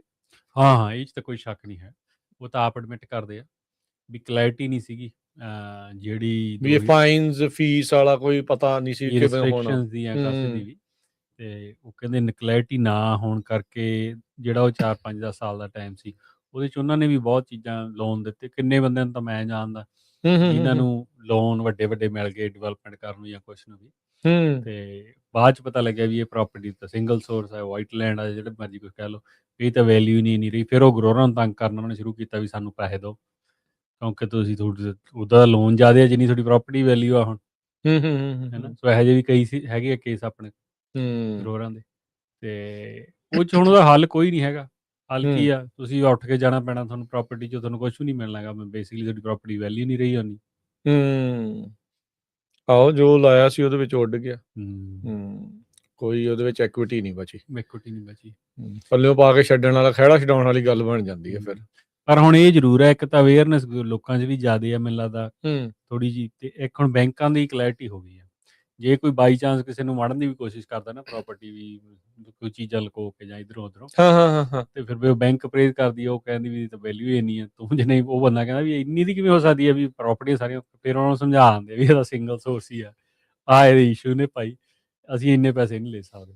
ਤੋ ਹੁਣ ਇੱਕ ਸਵਾਲ ਹੋਰ ਜ਼ਰੂਰ ਚੈੱਕ ਐਂਡ ਪੁੱਛੋ। ਬੈਲੈਂਸ ਲੱਗ ਗਿਆ ਪ੍ਰੋਸੈਸ ਤੇ। ਚੰਗਾ ਹੋ ਗਿਆ, ਨਹੀਂ ਵਧੀਆ ਗੱਲ ਆ। ਇਨਵੈਸਟਰ ਵੀ ਬਚਦਾ ਆ ਤੇ ਦੂਜਾ ਵੀ ਬਚਦੇ ਆ, ਔਰ ਉਹ ਬੰਦੇ ਫਸ ਜਾਂਦੇ ਜਿਹੜੇ ਕੈਸ਼ ਡੀਲ ਲੈ ਲੈਂਦੇ। ਉਹ ਤਾਂ ਫਿਰ ਹੋ ਹੀ ਜਾਂਦੀ ਹੈ ਨਾ। ਹਾਂ, ਕੈਸ਼ ਆਪਾਂ ਡੀਲ ਲੈਂਦੇ ਆ ਨਾ, ਤੇ ਉਹਦੇ 'ਚ ਫਿਰ ਇਹ ਚੀਜ਼ਾਂ ਆਉਂਦੀਆਂ ਨਹੀਂ ਆ, ਤੇ ਉਹ ਸਿੱਧਾ ਹੀ ਚਲਿਆ ਜਾਂਦਾ। ਤੇ ਉੱਥੇ ਜ਼ਰੂਰ ਇਹ ਜਿਹੀ ਹੈਗੀ ਆ ਸਮੱਸਿਆ, ਪਰ ਆਪਾਂ ਨੂੰ ਆਪਦੇ ਆਪ ਨੂੰ ਥੋੜ੍ਹਾ ਜਿਹਾ ਮੈਨੂੰ ਲੱਗਦਾ ਕੋਸ਼ਿਸ਼ ਕਰਨੀ ਚਾਹੀਦੀ ਹੈ ਵੀ ਇਨਫੋਰਮੇਸ਼ਨ ਹੋਵੇ ਹੀ ਆਪਦੇ ਕੋਲੇ, ਕਿਉਂ ਕਿਸੇ ਤੇ ਆਪਾਂ ਕਿਉਂ ਡਿਪੈਂਡੈਂਟ ਹੋਣਾ। ਸਹੀ ਗੱਲ ਆ, ਸਹੀ ਗੱਲ ਆ, ਨਹੀਂ ਬਿਲਕੁਲ। ਸੋ ਇਹ ਜ਼ਰੂਰੀ ਆ, ਤੇ ਧਿਆਨ ਰੱਖਿਆ ਕਰੋ ਭਾਈ। ਤੇ ਬਾਕੀ ਕੋਈ ਤੁਹਾਨੂੰ ਸਵਾਲ ਹੈਗਾ, ਕੋਈ ਕੁਐਸਚਨ ਆ ਖਾਸ ਕਰਕੇ ਐਗ ਦੇ ਨਾਲ ਸੰਬੰਧਿਤ ਵੈਸੇ ਵੀ, ਤੇ ਜਾਂ ਫਿਰ ਐਗ ਦੀ ਚਾਹੇ ਇਨਵੈਸਟਮੈਂਟ ਸੋਚ ਰਹੇ ਹੋ ਤੁਸੀਂ, ਖਰੀਦਣਾ ਆ, ਵੇਚਣਾ ਆ, ਕੁਛ ਵੀ ਆ, ਤਾਂ ਆਪਣੇ ਬਾਈ ਅਰਸ਼ ਨੂੰ ਵੀ ਮੌਕਾ ਦਿਓ ਹੁਣ। ਤੇ ਇਹ ਹੁਣ ਰੀਅਲਟਰ ਵੀ ਹੈਗੇ ਆ, ਤੇ 5594516270 ਇਸ ਦੇ ਉੱਤੇ ਇਹਨਾਂ ਦੇ ਨਾਲ ਕੰਟੈਕਟ ਵੀ ਜਿਹੜਾ ਉਹ ਤੁਸੀਂ ਕਰ ਸਕਦੇ ਆ। ਇਨਵੈਸਟਮੈਂਟ ਕਿਸੇ ਵੀ ਤਰੀਕੇ ਦੀ ਕਰਨ ਤੋਂ ਪਹਿਲਾਂ ਸਵਾਲ ਜਵਾਬ ਤੁਹਾਡੇ ਜਿਹੜੇ ਜ਼ਰੂਰ ਹੋਣੇ ਚਾਹੀਦੇ। ਕੀ ਕੁਐਸਚਨ ਪੁੱਛਣੇ ਆ ਉਹਦੇ ਬਾਰੇ ਵੀ ਤੁਸੀਂ ਇਹਨਾਂ ਨਾਲ ਡਿਸਕਸ ਜਿਹੜਾ ਜ਼ਰੂਰ ਕਰਿਆ ਕਰੋ। ਤੁਹਾਡੀ ਇਵੈਂਚੁਅਲੀ ਮਿਹਨਤ ਦੀ ਕਮਾਈ ਹੁੰਦੀ ਆ, ਤੇ ਕੋਈ ਨਹੀਂ ਜਾਣਾ ਚਾਹੁੰਦਾ ਵੀ ਚਾਹੁੰਦਾ ਵੀ ਭਾਈ ਖਰਾਬ ਹੋ ਜਾਵੇ ਕੰਮ। ਸੋ ਸਾਰੇ ਜਣੇ ਵਧੋ ਫੁੱਲੋ, ਵਧੀਆ ਜਿਹੜਾ ਤੁਹਾਡਾ ਕੰਮ ਜਿਹੜਾ ਉਹ ਚੱਲਦਾ ਰਹੇ। ਤੇ ਅਰਸ਼ਦੀਪ ਸਿੰਘ, ਸੈਕਰਾਮੈਂਟੋ ਤੋਂ ਕੀ ਕੋਈ ਹੋਰ ਅਪਡੇਟ ਕੋਈ ਆ ਰਹੀ ਹੈ? ਕੋਈ ਹੋਰ ਮੀਟਿੰਗ ਵਗੈਰਾ ਕੋਈ ਹੋਈ? ਕੁਛ ਬਜਟ ਨੂੰ ਲੈ ਕੇ ਜਦੋਂ ਸ਼ੁਰੂਆਤੀ ਦੌਰ ਦੇ ਵਿੱਚ ਪੱਗ ਵੱਲੋਂ ਤੁਸੀਂ ਰਿਪਰੈਜ਼ੈਂਟ ਕਰਦੇ ਰਹੇ, ਜਾਂਦੇ ਰਹੇ, ਸਵਾਲ ਜਵਾਬ ਹੁੰਦੇ ਰਹੇ, ਕੀ ਲੇਟੈਸਟ ਕੋਈ ਅਪਡੇਟ ਆ ਕੁਛ ਕਿਸੇ ਤਰੀਕੇ ਦੀ? ਦੇਖੋ, ਬਜਟ ਕੱਟ ਤਾਂ ਐਤਕੀ ਕੋਈ ਬਾਹਲਾ ਹੈ ਨੀਗਾ, ਹੈ ਨਾ, ਸਟੇਟ ਦੇ EMPLOYEES ਤੇ ਇਹ ਅਜੇ ਤਾਂ ਵੋਟਾਂ ਆ, ਇਹ ਤਾਂ ਬਾਅਦ 'ਚ ਹੀ ਹੋਊਗਾ। ਜੇ ਦੂਜੇ ਆ ਗਏ ਫਿਰ ਹੋ ਜਾਣੇ ਮੈਨੂੰ ਲੱਗਦਾ, ਜੋ ਅਸਾਰ ਬਣ ਰਹੇ ਆ। ਤੇ ਜਿਹੜੇ ਉਸ ਬਜਟ ਦੀਆਂ ਦੇਖੋ ਆਪਾਂ ਮੀਟਿੰਗਸ ਜਾਂਦੇ ਹੁੰਦੇ ਸੀ, ਉਹਦਾ ਹੀ ਆ ਪ੍ਰੋਪ ਫੋਰ ਫੰਡਿੰਗ, ਉਹਦੇ 'ਚ ਉਹਨਾਂ ਮੀਟਿੰਗਸ 'ਚ ਹੀ ਆਏ ਹੋਈ ਆ, ਹੈ ਨਾ। ਠੀਕ ਹੈ ਜੀ। ਤੇ ਐਤਕੀ ਦੇਖੋ ਪ੍ਰੋਪ ਫੋਰ ਦੀ ਫੰਡਿੰਗ ਦੇ ਵਿੱਚ 40% ਪੈਸੇ ਰਾਖਵੇਂ ਆ ਜਿਹੜੇ ਡਿਸਐਡਵਾਂਟੇਜ ਕਮਿਊਨਿਟੀਜ਼ ਜਾਂ ਸੋਸ਼ਲੀ ਡਿਸਐਡਵਾਂਟੇਜ ਫਾਰਮਰਸ ਨੇ ਜਿਹੜੇ, ਤੇ ਜਿਹਨੂੰ DI ਕਹਿ ਦਿੰਦੇ ਆ ਫੈਡਰਲ ਲੈਵਲ ਤੇ, ਹੈ ਨਾ, ਹਿਸਟੋਰੀਕਲੀ ਅੰਡਰਸਰਵਡ, ਤੇ ਉਹ ਬਕਟ ਵੱਧ ਗਈ ਆ, ਪੈਸੇ ਵੀ ਵੱਧ ਗਏ ਆ। ਸੋ ਉਹ ਸਾਰੀਆਂ ਚੀਜ਼ਾਂ ਦੀ ਆਪਣੀ ਕਾਫੀ ਇਨਪੁਟ ਸੀਗੀ, ਹੈ ਨਾ, ਜਦੋਂ ਟਾਈਮ ਸੀਗਾ ਇਨਪੁਟ ਦੇਣ ਦਾ। ਹਾਂਜੀ। ਤੇ ਕਿਉਂਕਿ ਇੱਕ ਵਾਰ ਇਹੋ ਜਿਹੀ ਵੀ ਗੱਲ ਹੁੰਦੀ ਸੀ, 25% ਸੀ ਪਿਛਲੀ ਵਾਰੀ, ਵੀ ਇਹਨੂੰ ਘਟਾ ਦਿੱਤਾ ਜਾਵੇ, ਤੇ ਕਿਉਂਕਿ ਕਾਫੀ ਵੱਡਾ ਪੁਸ਼ ਸੀਗਾ ਵੀ ਪੈਸੇ ਡਿਸਟਰੀਬਿਊਟ ਨਹੀਂ ਹੋ ਰਹੇ, ਇੰਨੇ ਤਾਂ ਬੰਦੇ ਹੀ ਨਹੀਂ ਹੈਗੇ ਜੋ। ਤੇ ਪਰ ਆਪਾਂ ਉਦੋਂ ਕਿਹਾ ਸੀਗਾ ਵੀ ਨਹੀਂ, ਘਟਾਉਣ ਦੀ ਵਜ੍ਹਾ ਸਾਨੂੰ ਤਾਂ ਲੱਗਦਾ ਵੀ ਜ਼ਿਆਦਾ ਚਾਹੀਦੇ ਆ, ਹੈ ਨਾ। ਤੋ ਚਲੋ ਉਹ ਵੀ ਯਾਨੀ ਕਿ ਆਪਾਂ ਨੂੰ ਵਿਨ ਹੀ ਆਪਣੇ ਸਾਰਿਆਂ ਲਈ ਇਨਪੁਟ ਹੀ ਦਿੱਤੀ ਆਪਾਂ ਉਹਨਾਂ ਨੂੰ, ਇਕੱਲਿਆਂ ਨਹੀਂ, ਕਾਫੀ ਹੋਰ ਵੀ ਆਰਗੇਨਾਈਜੇਸ਼ਨਾਂ ਸੀਗੀ।